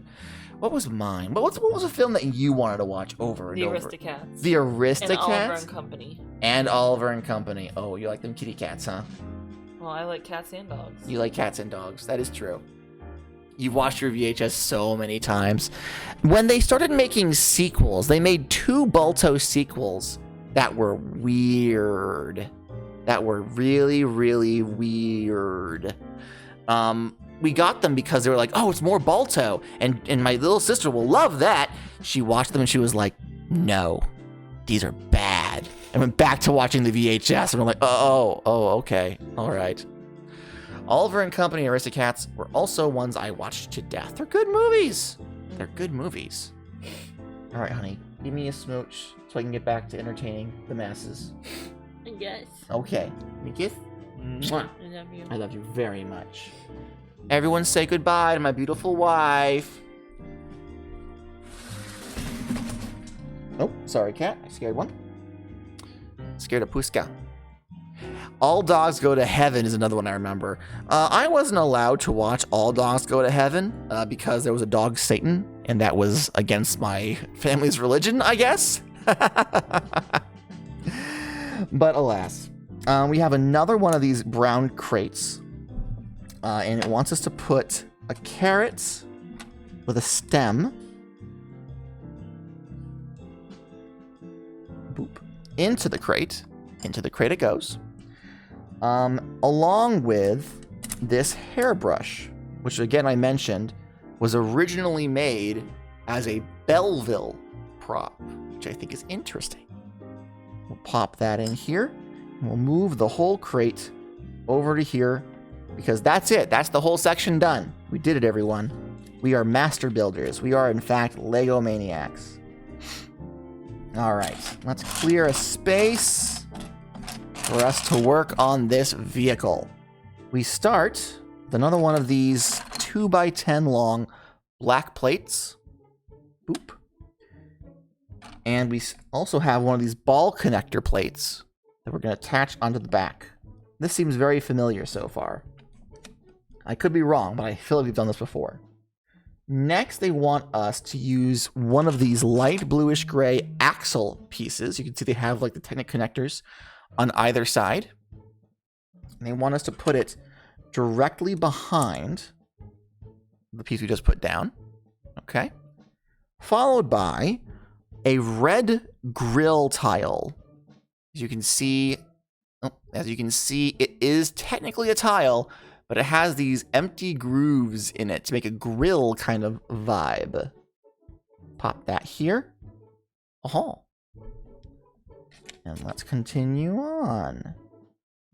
All right, we have another one of these. One of these pieces. There's a certain name for it. These were originally used as like the hulls of like spaceships when Lego used these. Now they're using them to give more shape to the bottoms of vehicles. When I was a boy, when I first got into Lego, the bottoms of all vehicles were just purely flat. There was no angles to make them look more rounded or anything. It was just flat and boxy. That was all we had. Gato, what do you think of Blood and Honey? You're asking me about the Winnie the Pooh horror movie that was released. I don't watch horror films. And I feel that there is something lost when they are clearly making a movie for the shock value.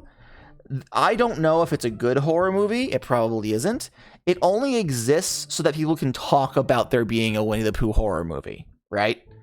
Like, there's no story that the director wanted to tell that required it to be Winnie the Pooh other than to get people talking about it. I think that this is exactly what public domain is for. I think they should make as many horror movies of public domain figures as they want.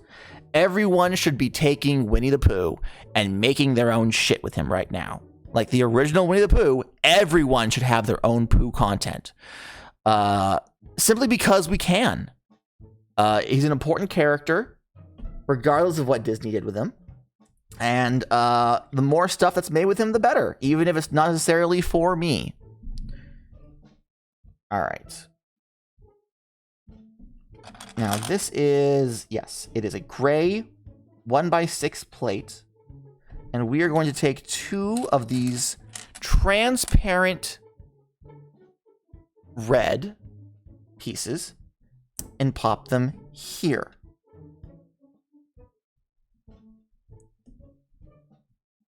There we are. You don't think you would watch it? You're not a big fan of it? I just don't like horror films, and from what I understand, it's a slasher flick. So the whole point is to watch people die horribly with bad effects. And that's fine. If that's your kind of like popcorn movie, I have nothing against that. Not my cup of tea. All right.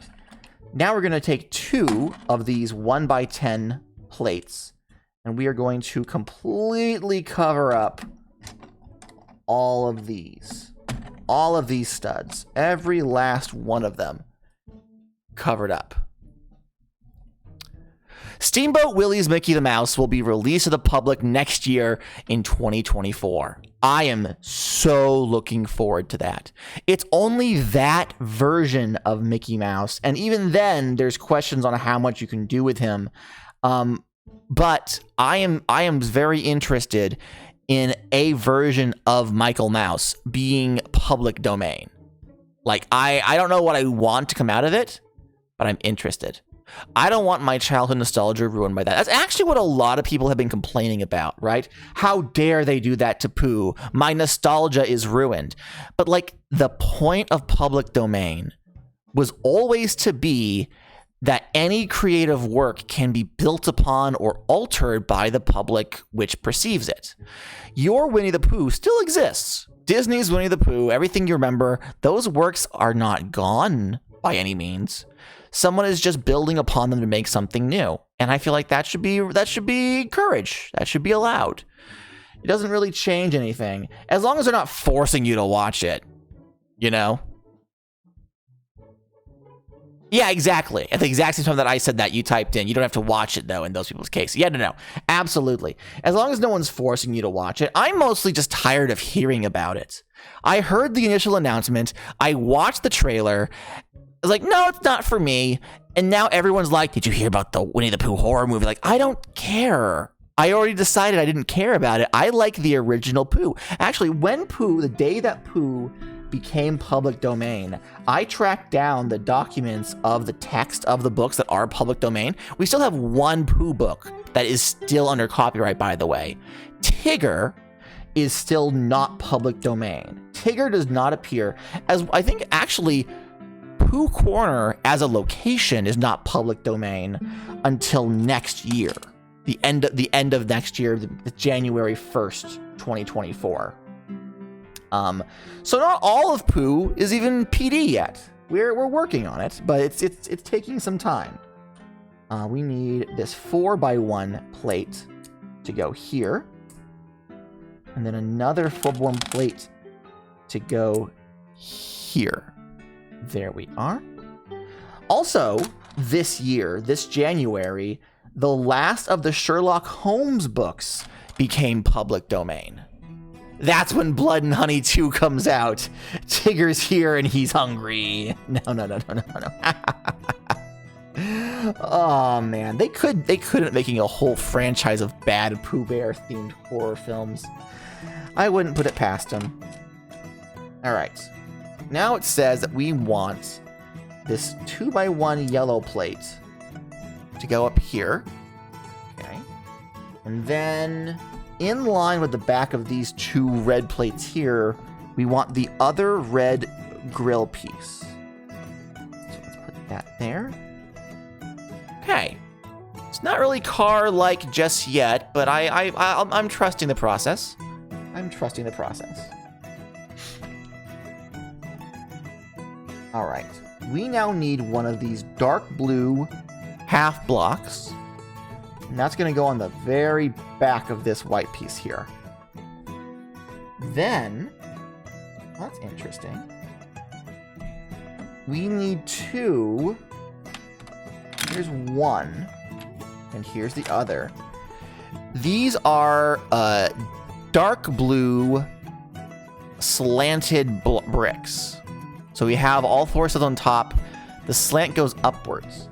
And we're going to put them so the slant aims into the vehicle, like so. Okay? Like so. We are then going to take these dark bluish gray pieces. They have a half block on one side, a plate that comes out. There's no studs on the plate though.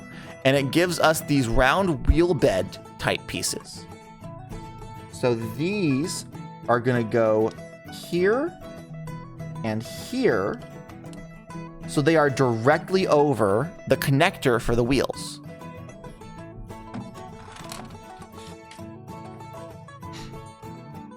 Then we have these two dark blue, I guess they're hull pieces, but they're 6 blocks long, but only 2 blocks wide.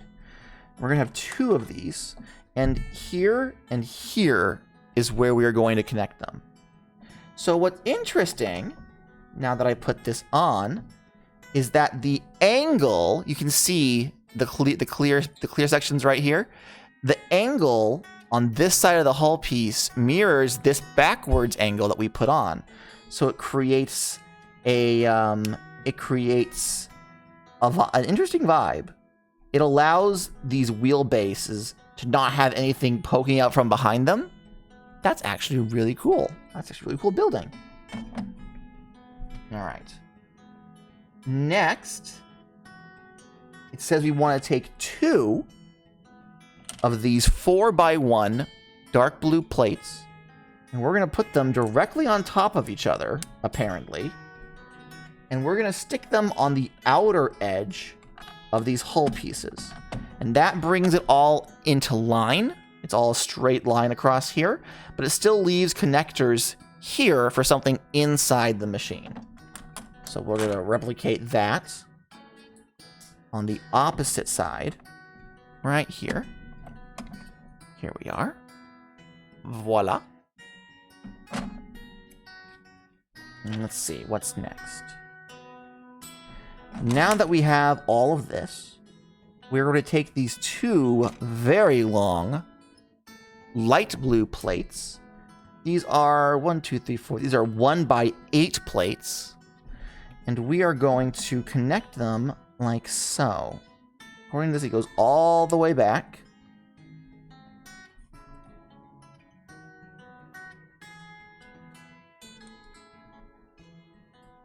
Okay, so that covers this entire section.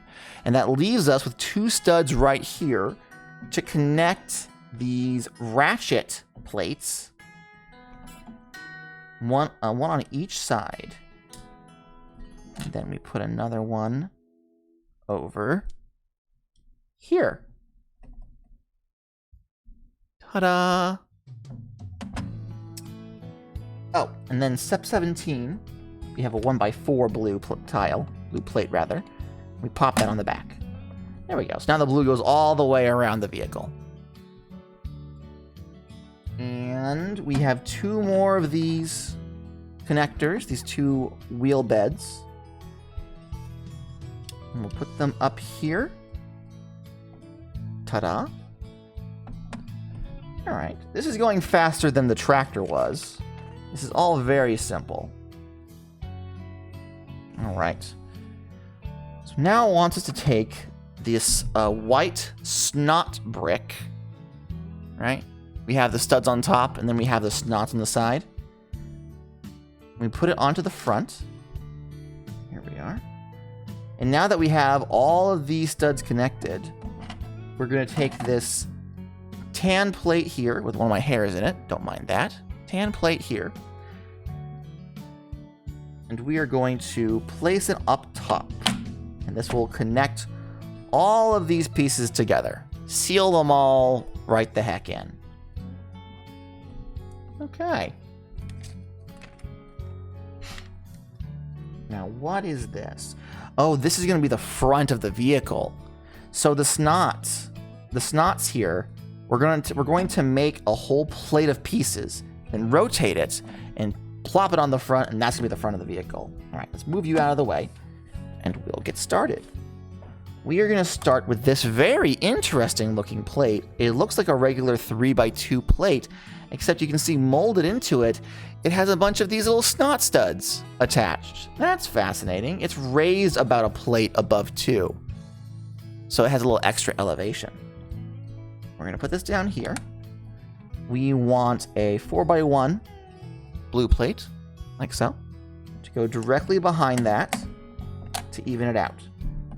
Then, with the snot still facing that way, we are going to take these trans yellow single stud tiles, put them on either side as headlights. Okay. We have this pair of grill tiles in gray that are going to go up here. They are actually the grill of this vehicle, which I think is fascinating. Then it wants us to take this blue piece, this black piece, and goes here. This is where that sticker comes in. And this is going to be a little bit funky. Oops. There we are. This is going to be a little bit funky, as I need to get this sticker off and attached live on camera. Ooh, this is a very small sticker, and I have very large man hands.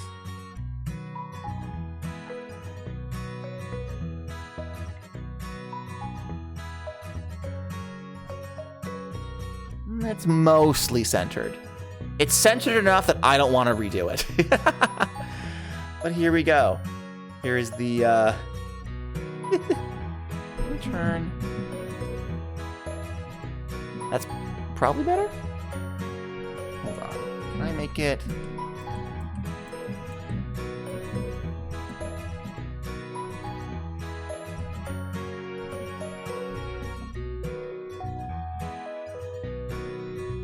All right. So, there's that. Now, I'm just gonna turn that off. Get rid of the glare entirely. It's a little dark, but it's what we're gonna have to live with. Now, we want to take this pair of, similar to another piece in the tractor.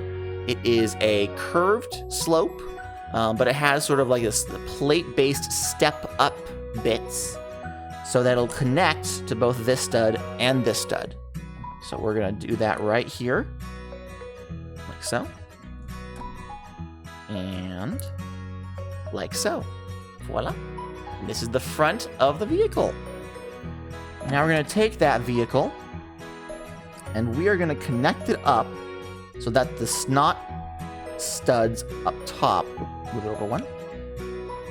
So like this is too low, right? We want these to connect.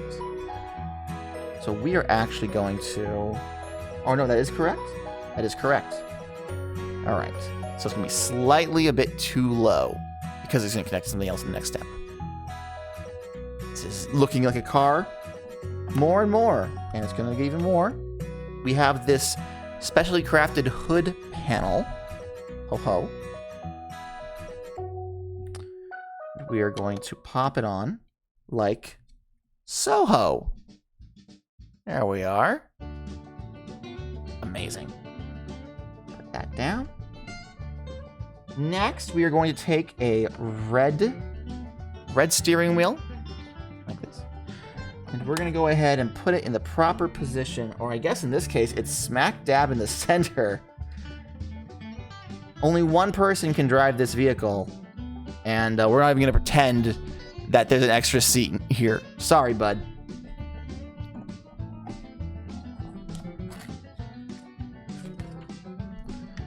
All right. Now, we have two of these dark, clear plastic pieces that simulated glass. We're going to put one in the very back. Okay. Like so. We are then going to alternate between these light blue pieces and the equivalent dark transparent pieces to create the illusion of there being windows. There we are. And we're going to do the same on the other side.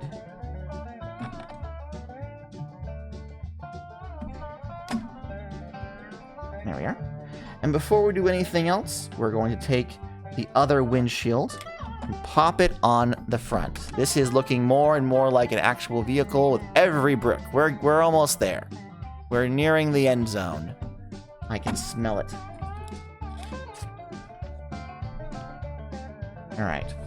Now we got to connect all of these up using these long light blue tiles. So we're going to have the long light blue tile on this side. We're going to have another one along this side. If I can get it to connect properly. Come on, you. There we are. We have a 4x1 plate to go atop here. And in the back, it says... Oh, this isn't quite connected up. There we go. In the back, it says it wants a 4x1 gray tile. Okay. Voila. Now we're going to work on the roof section. I imagine the roof will be removable, so we can put Farmer Guy in and out as needed. Let's see. We are going to start with this tan tile, like so. And we're going to take the first of these pieces. We're going to pop it on like this. Like so. Then we're going to take the opposite hood piece, pop it on like that, so now it's connected. And we're going to use this light blue 2x2 tile right in the center. There we are. Roof's almost done. Last but not least, we use the remaining two grill pieces to finish the look. And here we have the roof of the vehicular. Now, how do we attach this guy? Is it just as simple as taking the main body, popping it on like that? There we are. Look at how cute this is. Now it wants us to start putting all the wheels together. And I think we're about done. We put... Let's see, we have... one. Let's do it this way. 2.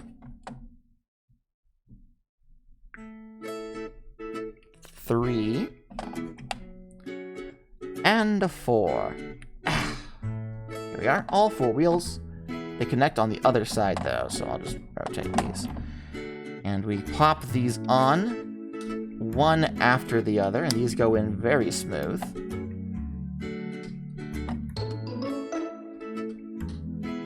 And voila!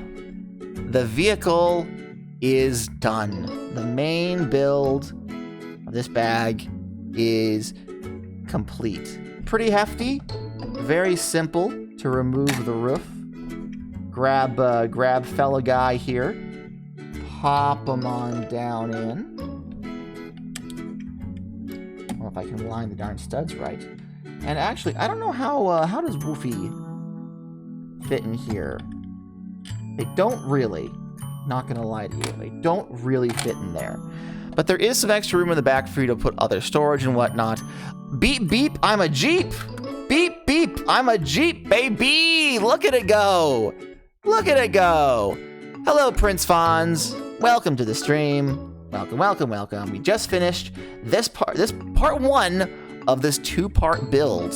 Next up, once we put Jeep Boy out the way, we're gonna want to move the little husky as well. Look at this little husky. Look at this cute little husky dogger. All right, we're gonna put all these guys out the way. That's so cute. It is so cute. And wait till you see what comes next.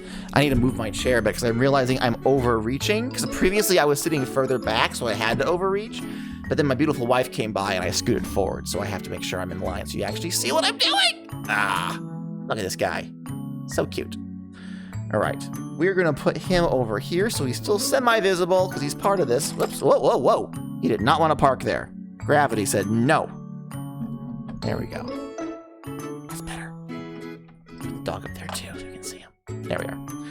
All right, and that's the end of this part of the build. Next, we have to work on the horse trailer and a little bouncy thing. What are they called? The obstacles for the horse course? I don't know. Horses? I don't know. Just work with me on this, all right? All right, so step 1, we have a horse. We're well on our way. Step 2, put the rest of the instructions on here. Did you see Lego's official April Fool's post on Insta? No, I did not. I do not follow Lego on Insta. What the fuck did they do? And was it something that will make me sad? It's incredibly good. I'll have to look it up later. I'm still in awe of the Sonic the Hedgehog official April Fool's project. Did you hear about what Sonic the Hedgehog did this year, T? They actually made a Sonic the Hedgehog murder mystery visual novel and released it on Steam for free. It is currently the highest rated Sonic game on Steam. It's very good. I'm actually gonna be streaming it this Monday. I have it downloaded and everything. It currently has a 94% rate, which is the highest of any Sonic game on the service. And I don't know what to tell you about that. I'm very excited. Fucking Sonic. Fucking Sonic. All right. Now that we have gotten to the next part of this build, I get to show you guys some more cool pieces. First off, let's start by building the trainer girl. All right. Step 1. This torso. Camera, please focus on me. Camera. There we go. This torso, okay? This torso has only been in 2 sets. It's new as of 2022. It was available in this set and also a Chinese Lunar New Year set. I think it was Year of the Rabbit. What was last year's year? Whatever, not 2023, but whatever the year before the Year of the Rabbit was, they released a set for it, and one of the NPCs wears this shirt. So this is technically brand new as of the last year. And this is one of the 2 sets it's in. That's cool. Face is nothing to write home about, neither are the legs. There we are. However, this piece right here, her hat and hair. Okay? So this is the camera, please. This is the mold for the equestrian helmet, or just the Minecraft, Lego helmets. But the hair, this is actually a brand new sculpt. As of today, this is the only set this piece has ever come in. This is exclusive to this set. Not even in like this color. Like, it's not like they had this in blonde previously. No, this is the first and only use of this piece so far. I look forward to seeing how they use it in the future. I can see them adding it to construction sets to make the workers have more diversity. And definitely there's plenty of hair colors they could possibly use it for. So that's pretty neato. That's pretty neato. All right. Girl, horse. Done. They're completed. Well, the horse isn't really completed, but you know what I mean. All right.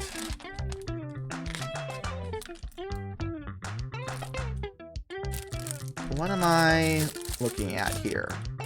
Oh, I see. So this is a new horse mold, and we showed this earlier. Previously, Lego horses were one solid body, and there was motion with the head. There's motion with the head in this one, but there's also a new feature in that the entire back half has rotation. So we can have the horse rearing up, nay! Or we could have the horse kicking behind it, and that's kind of it. This horse is exclusive to this set. This is the first time this horse has ever shown up. Well, no, actually, this is in 2 sets. But this is the first. Last year was the first year when it first showed up. So hopefully this will be the horses going forward. I wouldn't mind even more articulation, but that's the pipe dream. Now, there are 2 ways we can use our horse. The first is to take this dark brown saddle piece, pop it in place, and now she's ready to ride. All right, we can go ahead and take our minifig, pop it in, and they're ready to go. This is commonly how Minecraft horses have worked throughout the years.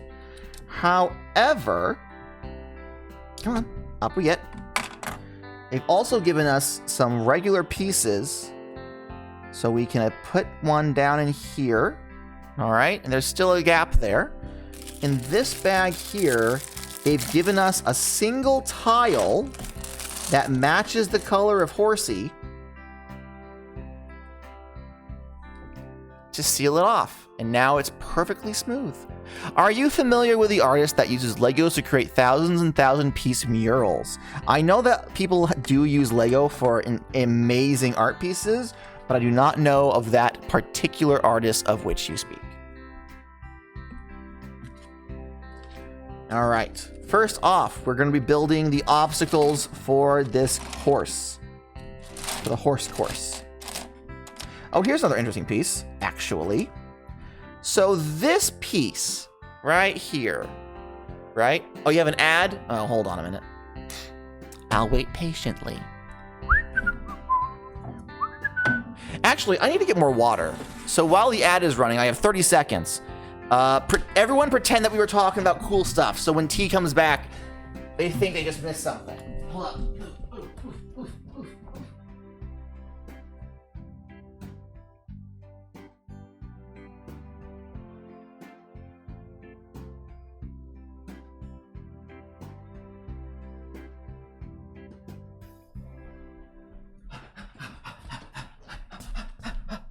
Okay. Yeah, that was a fun joke that we just told everyone. Man, sure hope nobody missed that due to an ad. Ah, well. If they did, they can just watch the VOD later and catch up. But anyway, this piece right here in particular, this white piece, okay? So it has a connector at the bottom, it has a hole in the top so that multiples of these can connect together. The official name for this is actually candle. These are called candlesticks. These were originally released in 2018 for a Harry Potter set. I imagine for the floating candles in like the Great Hall or whatever. But that's where this first came out, this white candle specifically. We have both white and pink here. Pink is in significantly fewer sets, but none of them were like really interesting for me to mention, so I didn't bother writing it down. But that's still cool.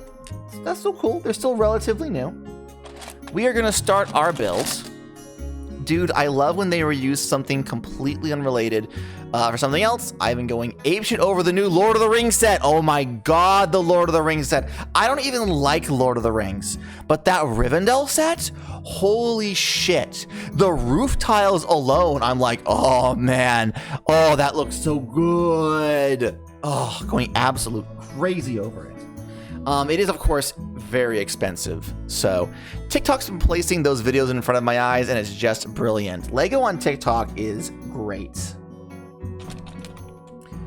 So we're going to take 2 of these tan pieces. We're going to pop them end to end. I do not like Lord of the Rings. Hi, Sandwich. I do not like Lord of the Rings. It's fine. It's fine. Oh, me neither. Oh, okay. I don't have to defend myself too. You're just playing it up. Yeah, no. So here's the thing, right? So, my mother had this thing where she would play movie trilogies, like she'd marathon movie trilogies, right? She would watch all 3 Lord of the Rings, all, at that time, 3 Pirates of the Caribbean movies, right?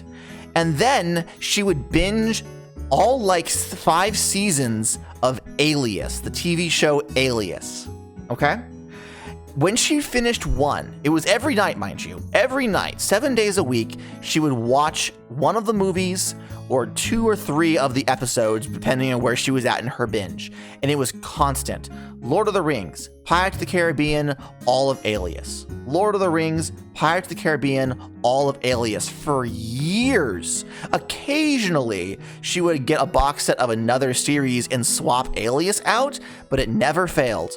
All of Lord of the Rings, all of Pirates of the Caribbean, and then all of Alias. I have seen that trilogy. Wow, very neurotypical behavior of her. Yeah, interesting. Wonder where I get it.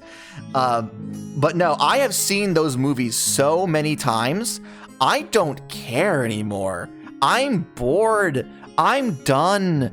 The first couple of times I was like, yeah, these are great movies. By like the 4th rewatch in the same calendar year, I'm like, please just let it stop. Same with Pirates of the Caribbean. I'm done. No, thank you. I am all set with that. T says, I am ambivalent about Lord of the Rings. My folks, though, are huge Lord of the Rings fans. We're talking Lord of the Rings themed wedding. They have a mural in their house of the gate thing. They have actual props from the films. Nerds. That's amazing, though. Like, I get that for people for whom Lord of the Rings is a huge deal, like, they could hyperfixate on worse products, right? My opinion of how Lord of the Rings has affected modern fantasy is separate from the actual quality of the initial story. Like, I have feelings about Dungeons and Dragons and how Lord of the Rings was basically lifted wholesale by Gary Gygax, and I love their love for the books, films, but the franchise doesn't do anything for me. I get that. There's a certain joy of seeing someone lose their shit over something that you don't have any interest in, but being like, they're so happy. They're just so happy. I don't get it, but they're so happy.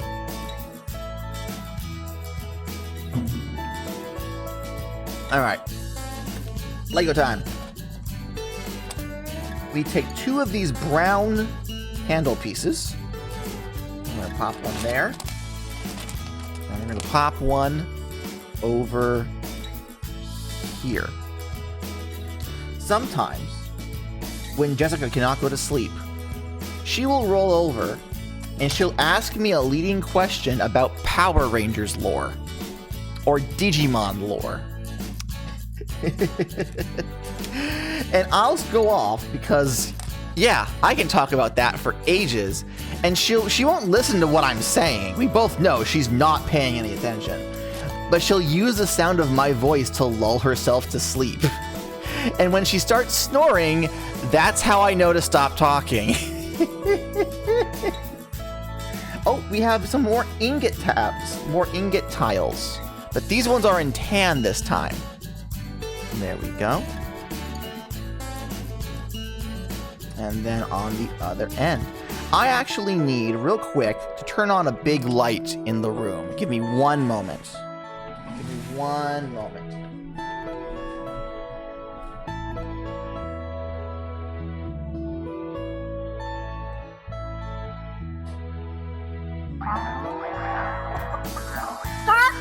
The sun's gone down, so it's starting to get dark in here, and I realize, oh shit, the only light source I have is the one, the one directly above me. Both of my partners just have SBD. I do not recognize that anagram. If you would not mind explaining that to me real quick.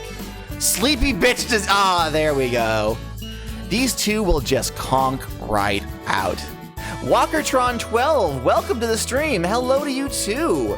We are currently building set number 60327 Horse Transporter.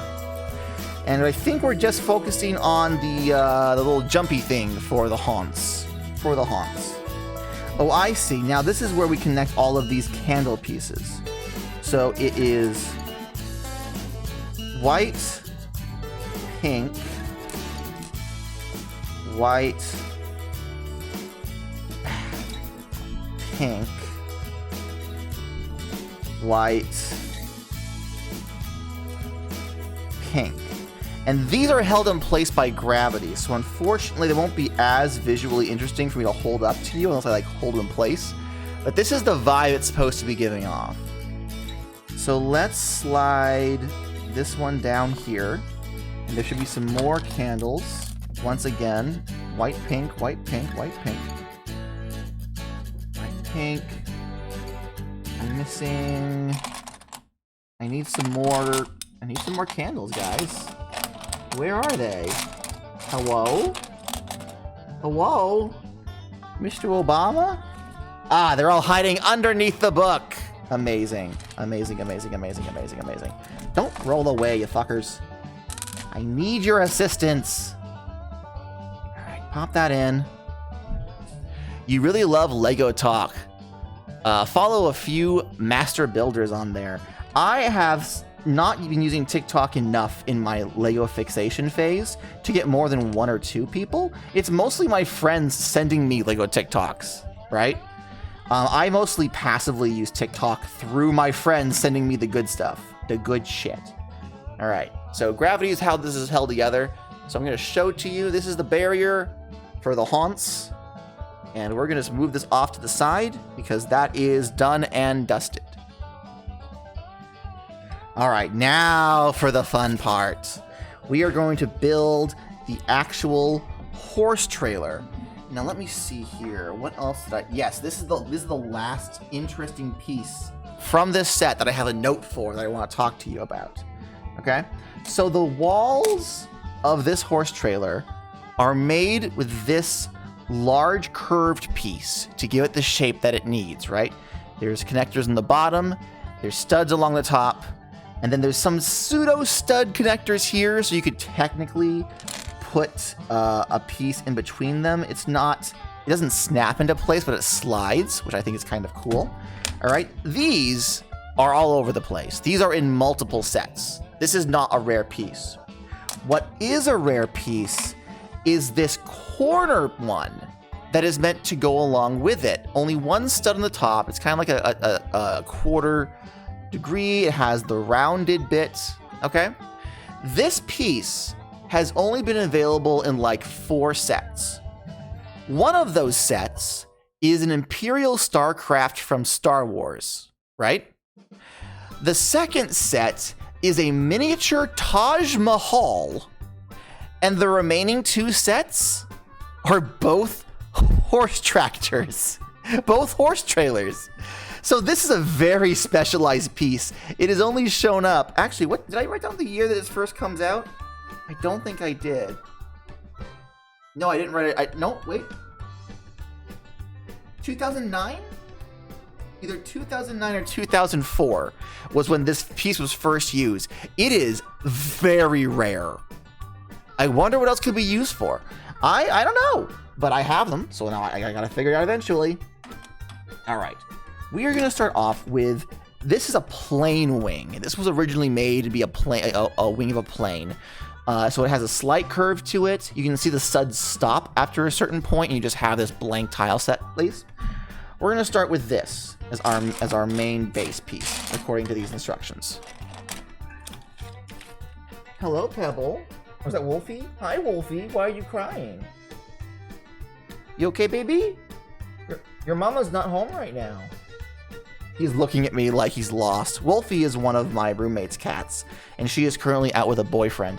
And he is like, where's my mom? I want my mom. And I'm like, you know what? I get that vibe. But he's fine. He's okay. We are going to put a tan 2x4 plate here, along with a lavender purple tile. I actually do not know of a lot of pieces in lavender purple, but I like the color. I really do like the color. Boop. Then we want to have this long ass yellow tile, and it's going to hang over the front by two studs. Okay? Now we're going to take this medium light blue. I think it's medium azure, actually. I don't know the specific name. Opaque. No, it's not opaque. It's the opposite of opaque. Whatever the opposite of opaque is. This stud tile. Pop one here. Pop one here. Voila. And then we have, these are connectors for a very specific wheel. They're not Technic connectors. They're much smaller than that. Camera, please. As you can see, they are teensy tiny babies. We have two of these. We're going to pop them on either side, like so. This looks more like a weird duck than a horse trailer, but we'll get there. We'll get there, I promise. All right. I need another light bluish gray plate. We are going to attach it right here. Speaking of weird ducks, we went to Tractor Supply today to get chicken feed, as we do currently have some silkies, and they're running low on food. So I'm like, we gotta go get some. They're selling chicks. They're selling a bunch of baby chicks. They have them in the bins with the heat lamps, and they're running around peeping, cute as can be. And I looked at them and I said, oh my God, they're so cute. And the lady was like, do you want some? And I'm like, no, we already have birds. We have enough. Our flock is large enough. And she goes, well, we're going to have them till September. So think about it. And I was like, okay. I don't want this long black piece. I want this 1x6 black piece. And that's going to go on the front. Whittle babies. They are whittle babies, but they grow up so fast. And then you have big babies. And then it's like, ah, shit, we don't have room for all these birds. Actually, you know what? Hold on.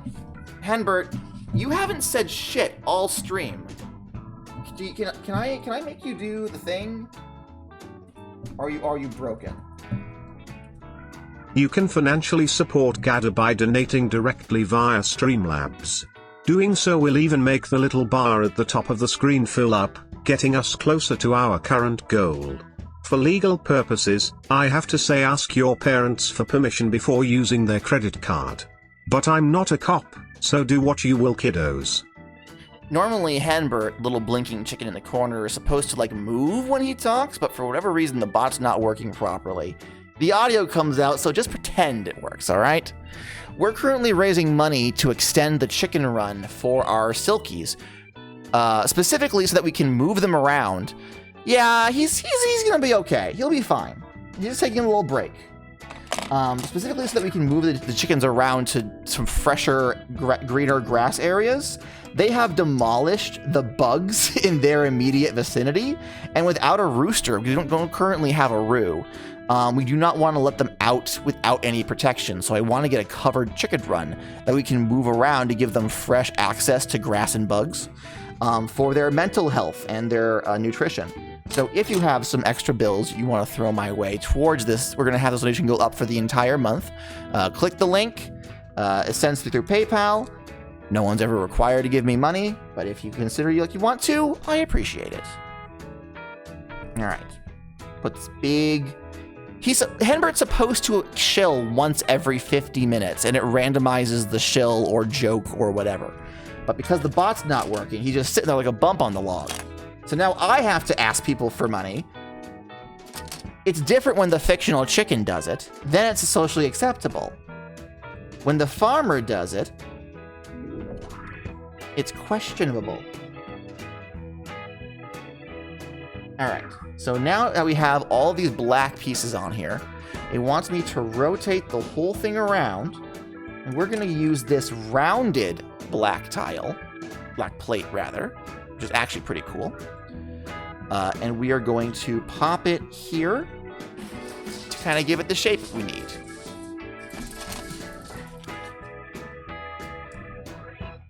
Now on the back, we have 2 of these extra long tan tiles, and these are going to start from the center and fill up all the way up here.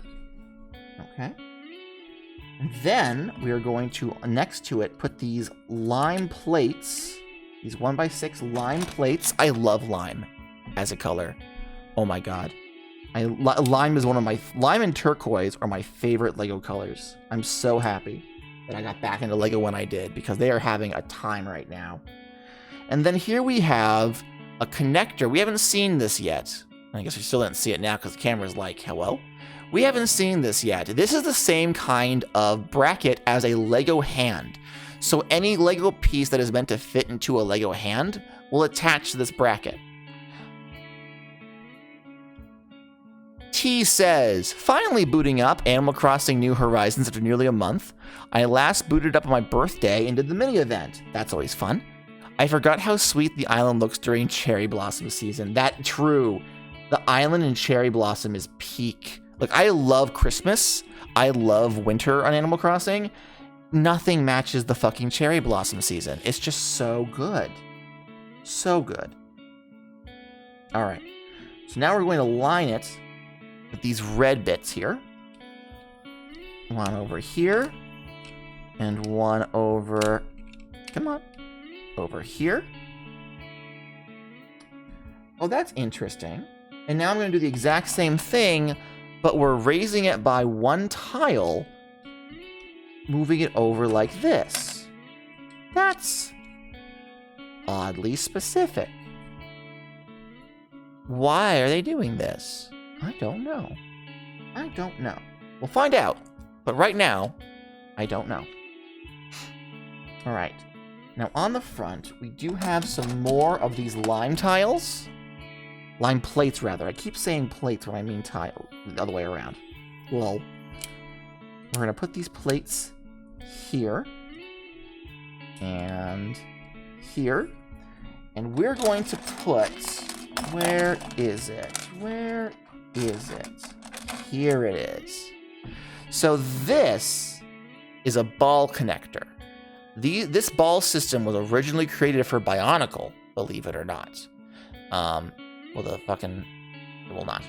And how this works is that there's a ball, and then there's a joint. And the joint is currently on the back of our Jeep. So the ball will connect here, like so, which will give the trailer a decent range of movement for the Jeep to drag it along. Hi, Soda! Welcome to the stream. We are building a horse trailer, a Hunts trailer. And Henbert is not properly working. Sometimes he does, most times he doesn't. So I apologize if he did not properly say howdy. Howdy, Simeon Soda. Make yourself comfy. I'm sure there's a hay bale around here somewhere. Oh, he's really broken. He's just properly not working. Hold on, can I refresh? No, I don't think I can refresh. Let me go to let's go to a point. Let me try and redeem something and see if that works. See if that boots him back into order. Oh, hello, Farmageddon. Wait, I thought you were still in prison? I'm not in prison. You're fine. Alright, try text-to-speech now. And Tegan, if you're around, would you mind redeeming Soda those 20 points? I'll get this fixed before we stream tomorrow. Maybe. Well, tomorrow we're playing Horse Among Us, so... yeah, we can fix it. We'll fix it up tomorrow. Alright. So now we need this 2x3 red tile, which is going to overlap the black and the lime to make it a little more sturdy. And then right behind it, we're going to put a 4x2 tile rather, of this tan. I said Tegan, not T. Tegan. Thank you, Tegan. I probably yeah. No, I'm asking my mod to assist. No, you have been drafted. You are now a Coopervisor. Oh, I didn't know you also go by Tegan. I've only ever known you as T. Well, T and Prince Fonz. Got it. Yeah, T's here, honey. I immediately hear her rustling in the back of the room. She's coming. Oh, Lord, she's coming. She heard your name, and she's on the way. I preemptively opened up. Make Prince Fonz a Coopervisor right now. No. All right. We're going to put another tile here. And then last but not least for this bit, we're going to put a grill piece right here. Okay. And now my wife is here. Say hello. Hello! T is Prince Fonz, so they're responding to you. Okay. I miss you too! I mentioned you. Jess is never that excited to talk to me. So for those of you who don't, we probably don't know, we met T on the same Minecraft server that we met each other. T was there for the wooing of Beautiful Wife.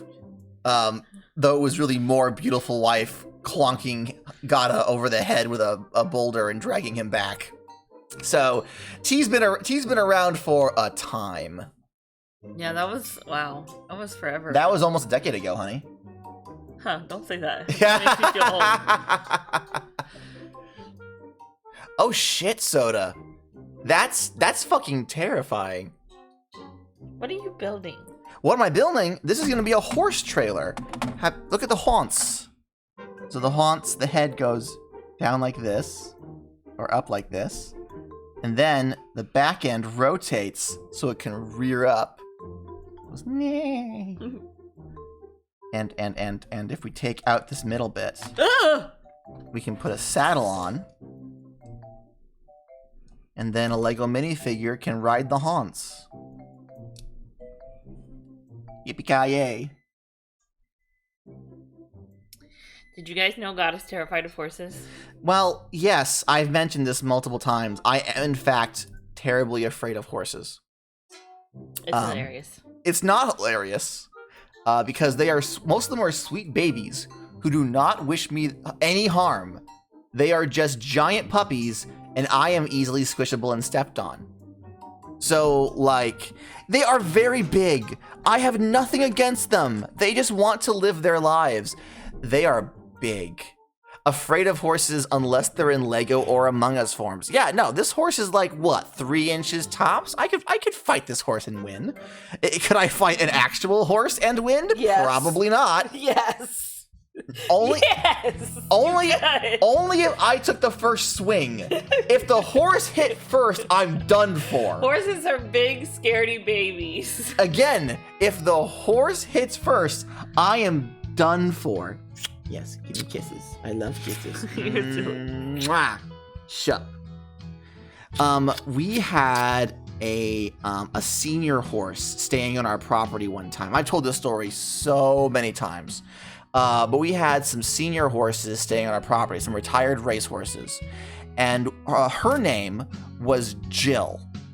And Jill was completely blind in one eye. And she had it gone. It wasn't even there. Yeah, she only had one eye. She was an old lady. And because she was so well-tempered, she was allowed more or less to just kind of roam wherever she wanted. Our property was fenced in.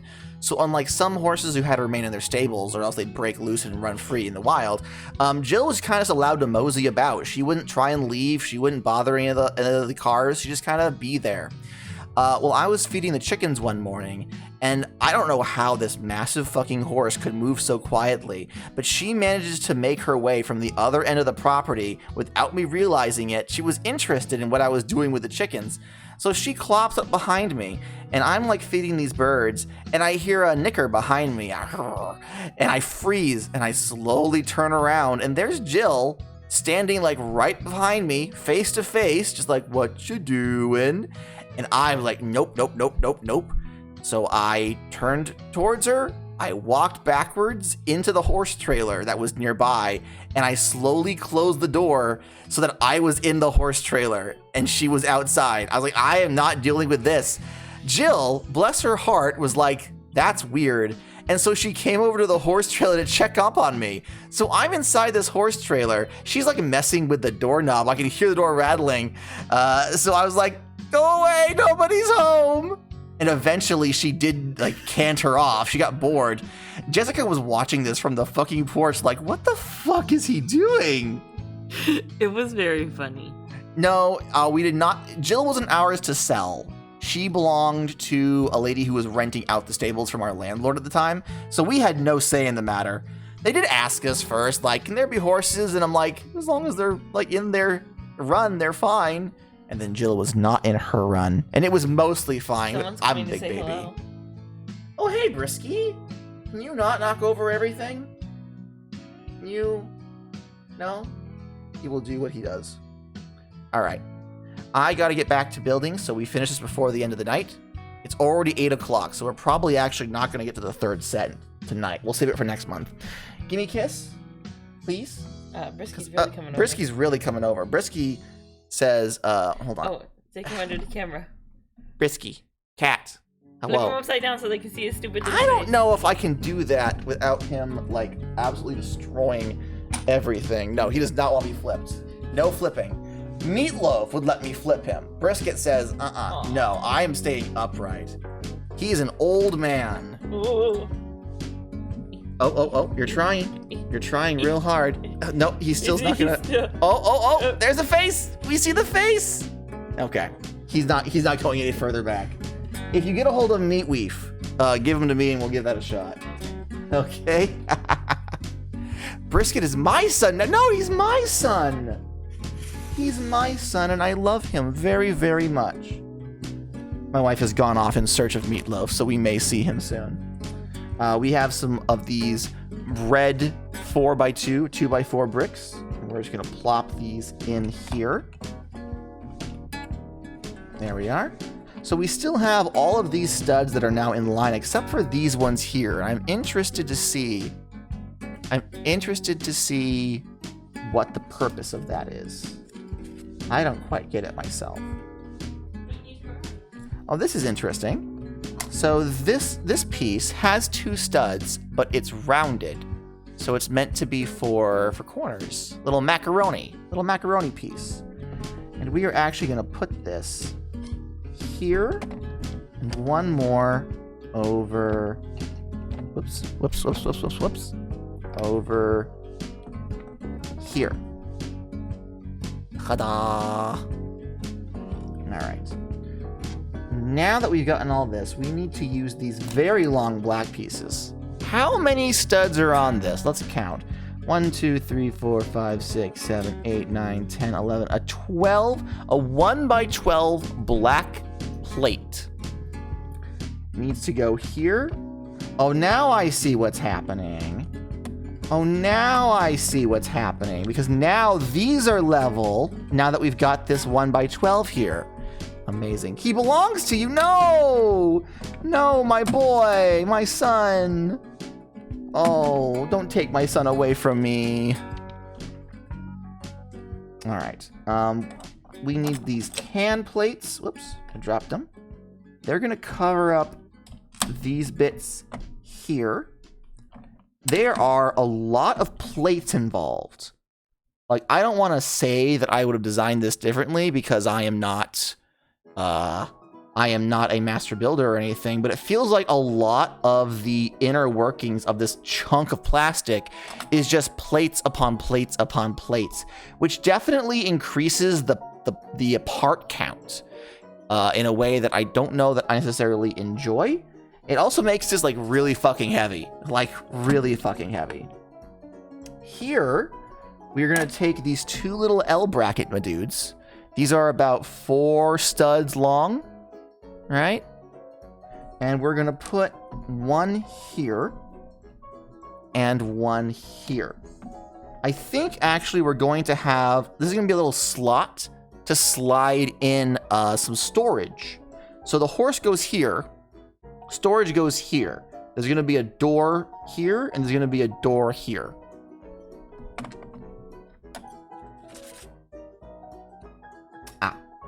So we're gonna finish up this with another one of these roundy dudes, little round plates. Pop it here. Voila. Now, back on this side, we have these. This is technically a 2x4 brick, but as it has the little angle on it, we only have 4 studs. So, and we're gonna turn these inwards on the end.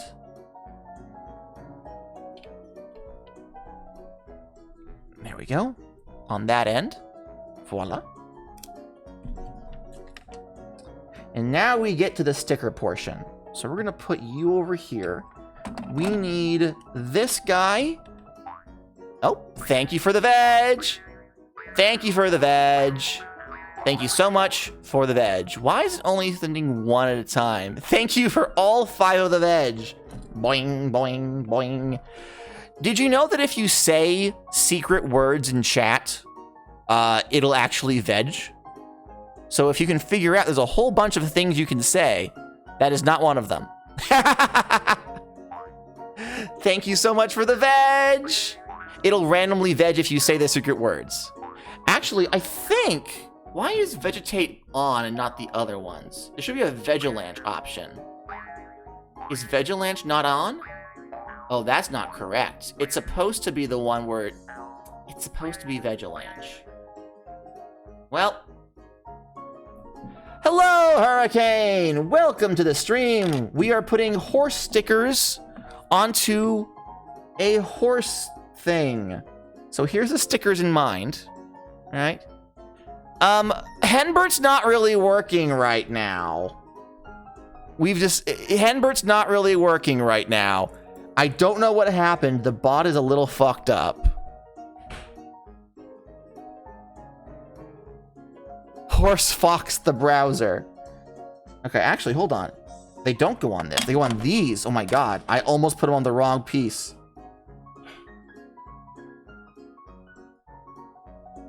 Alright. Here we go. Hey, Sheila! Welcome to the stream. Welcome, welcome, welcome, welcome, welcome, welcome. Hurricane, how did the rest of your Baywatch Night's Watch go? I couldn't stay for long, unfortunately, but I saw plenty of David Hasselhoff. In every scene he was in, I saw plenty of David Hasselhoff. I am exhausted, but not for fun reasons like Captain Jenny can. Oi, am very drunk. Oh no. Oh no. Maybe you had a little too much Hasselhoff. Maybe you need to go sleep the night, Hasselhoff. Bless ya. But I'm glad you guys had a good time. 2 bottles of hassling the god. hassling the Hoff. Bless your heart. Bless your heart. I would never dare to get drunk on stream, mostly because I know that I would say things that I regret. I would say stuff that I regret. All right. So I need to put a whole bunch of these white arch pieces on top of the horse piece here to make the initial rounded chape. There we go. I'm sure I will regret it tomorrow. Bless your heart. You poor creature. All right. And now we add these side pieces. We're going to put one here. And we're going to put one around the other side here. Okay. So now we have a very stable looking build. But to make the top of it even more stable, we're going to take these two tiles, which, let's see, 1, 2, 3, 4. I think they're 1 by 8 tiles here. Oh no, I fucked up. I fucked up. This needs to go back a single stud. So a 6, rather. I miscounted horribly. 1 by 6 tiles. Haha, stable. Wah, wah, wah, wah. And we also need a grate piece, a grate tile here, and we're gonna pop it on the front of that. So now that'll give this more stability. All right, now comes the fun bit. So we're gonna take, these are window pieces, right? On the inside of these pieces, this is not perceptible by camera, unfortunately, but there are little tiny divots specifically for the plastic nubs on this. So what this ends up being is we snap them into place like so, and it becomes like a window that can be opened up or closed. Okay? So we're gonna make 2 of these. Make sure these are popped in properly. There we are. And these are gonna go 1 over here. Then we rotate it. And 1 over here. So now we have this little section here we can put storage. And we can access it from either side of the trailer, which I think is actually a really cool function. Now we are going to use the remainder of these white arch pieces in order to finish the roof. Like so, and like so. All right, and this is what it looks like so far. These little sign that says horse goes here. Now we use these rare pieces, which for the new viewers I will point out has only appeared in 4 Lego sets. 2 of them are horse trailers, like this one. One is a Star Wars Imperial Star Transport, or whatever. And the last one is a miniature version of the Taj Mahal, which I just find, for some reason, I find endlessly humorous to know that the only use cases they could think of was Star Wars and the Taj Mahal. And these go here. Voila. Now, how are we going to be sealing this in? Yes. We're just going to be using the last 2 of these tile pieces to snap in here and finish sealing that off. More round pieces need to exist. I agree, but they only make them when they have a set that calls for them, you know? All right, and last but not least, we're gonna take this bit. You see the handlebars on either side? And we want to turn it according to this. You can't see it, right? According to this, that's the bottom side of the plate. So it needs to be like so. And then we close it up. And we could possibly put some things on this. Maybe like an actual sign that says Haunts. Haunts goes here. And then it lowers down and it's a little way to get for the horse to get up and down. I have to assume it was intentional. They made it look like there's a vent on the top of that one piece. Oh, it must be. It absolutely must be. All right, so the next step is close it up. And now we just need to put our wheels together. Put your wheels together if you wanna clap as we take you through this monkey rap. Seth Rogen apparently posted on Twitter that the DK rap is unironically going to be in the Mario movie. And Grant Kirkhope, who wrote the DK rap, did not know this until he saw the tweet by Seth Rogen. Kirkhope was thrilled to hear that the DK rap is included in the movie, but also he's like, I wrote that shit song 20-something years ago, and it's now being included in a feature animated film. Any unventilated place where horses have been would be awful. Agreed. Absolutely agreed. I have experience with haunces in that regard. All right. So, hey, where are my royalties? No, I don't think Kirkhope still gets royalties for that work. I'm pretty certain that the rights of the DK rap remain with Nintendo. So here we are. We have this. We open this up. The horsey goes inside. Oh, back your head. Horsey goes inside. Horsey's inside.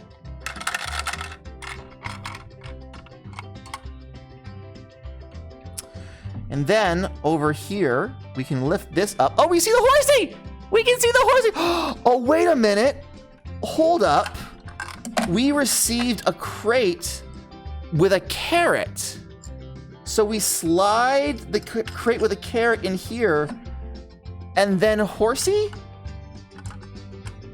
Oh my god, so the horsey can eat while it's in there! Ah! And then you can pull it out and refresh it without removing horsey. Oh, that is so cool. That is so cool. And then, of course, we have the beep beep, I'm a Jeep, and these attach like a so, and now we can take horsey and go wherever the fuck we need to go. Absolutely amazing. Fantastic. No notes. This is great. The only complaint I would have is how gravity is the only thing holding this in place. But also, like, being able to knock these off when you jump over it too low is kind of like a point of these, I think, and like grading how good the horse is at jumping. So making them be easily destructible may have been a play function, but I don't know. All right, so let me just put this on its side. We have Clementine. Oh, we have Clementine the dog. We have whatever that guy's name is. We have whatever her name is. Actually, let me look on this real quick. Do they have names on this? No, on neither the tractor set, which we made previously.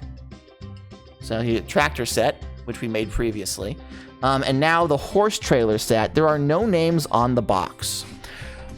Interestingly enough, on the third set that I have here, there is a named character. Apparently, this guy down here, his name is Horace. Don't know why he specifically is named. And no one else is. But, don't know what's up with that. The horse would actually get badly injured if they were in there firmly. I believe that. Horses have paper bones, essentially. They were not made to last anything. All right. And that's our build for tonight.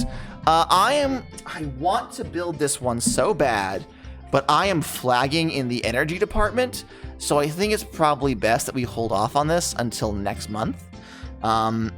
Get a couple of smaller sets to go along with it. You can see in the back there's corn, and there's grapes, and there's chili peppers, and the big carrot on the top. Like, this is a really cool set. with a lot of pieces that I am interested in getting and attaching to my main farm. But I'm not going to try and force my body to keep going. I am an old man and I need to go to bed. So, thank you guys very much for joining me tonight. I hope you had a good time. I had a great time. Photos of these builds added to the Gatta farm will be coming presently. And also, who's streaming right now? I want to send you guys off. I want to raid someone. Let me see here. Let me just real quick. My phone is currently being used as a camera, so I can't pull it down. Twitch.tv rather. Aya is still doing the birthday stream. Okay, then we definitely want to go and interrupt them. Let's go raid Trash Baby Aya. Let's do, is it /raid still? /raid Trash Baby Aya. Are they still doing Baby Park? They were doing a Baby Park tournament in Mario Kart, just Baby Park, which that's fucking hilarious to me. Let's go bother Aya, give them a big yeehaw and a howdy for me, and I will see you guys tomorrow. We are playing Among Us, the horse update. They've turned all of the crew members into animated centaur beings, and the imposters are now the ranchers trying to capture the horses. So come and join me tomorrow at 5 p.m. Eastern time for that, and I will talk to you guys later. Good night, everybody. Bye-bye. Goodbye, everyone. Bye.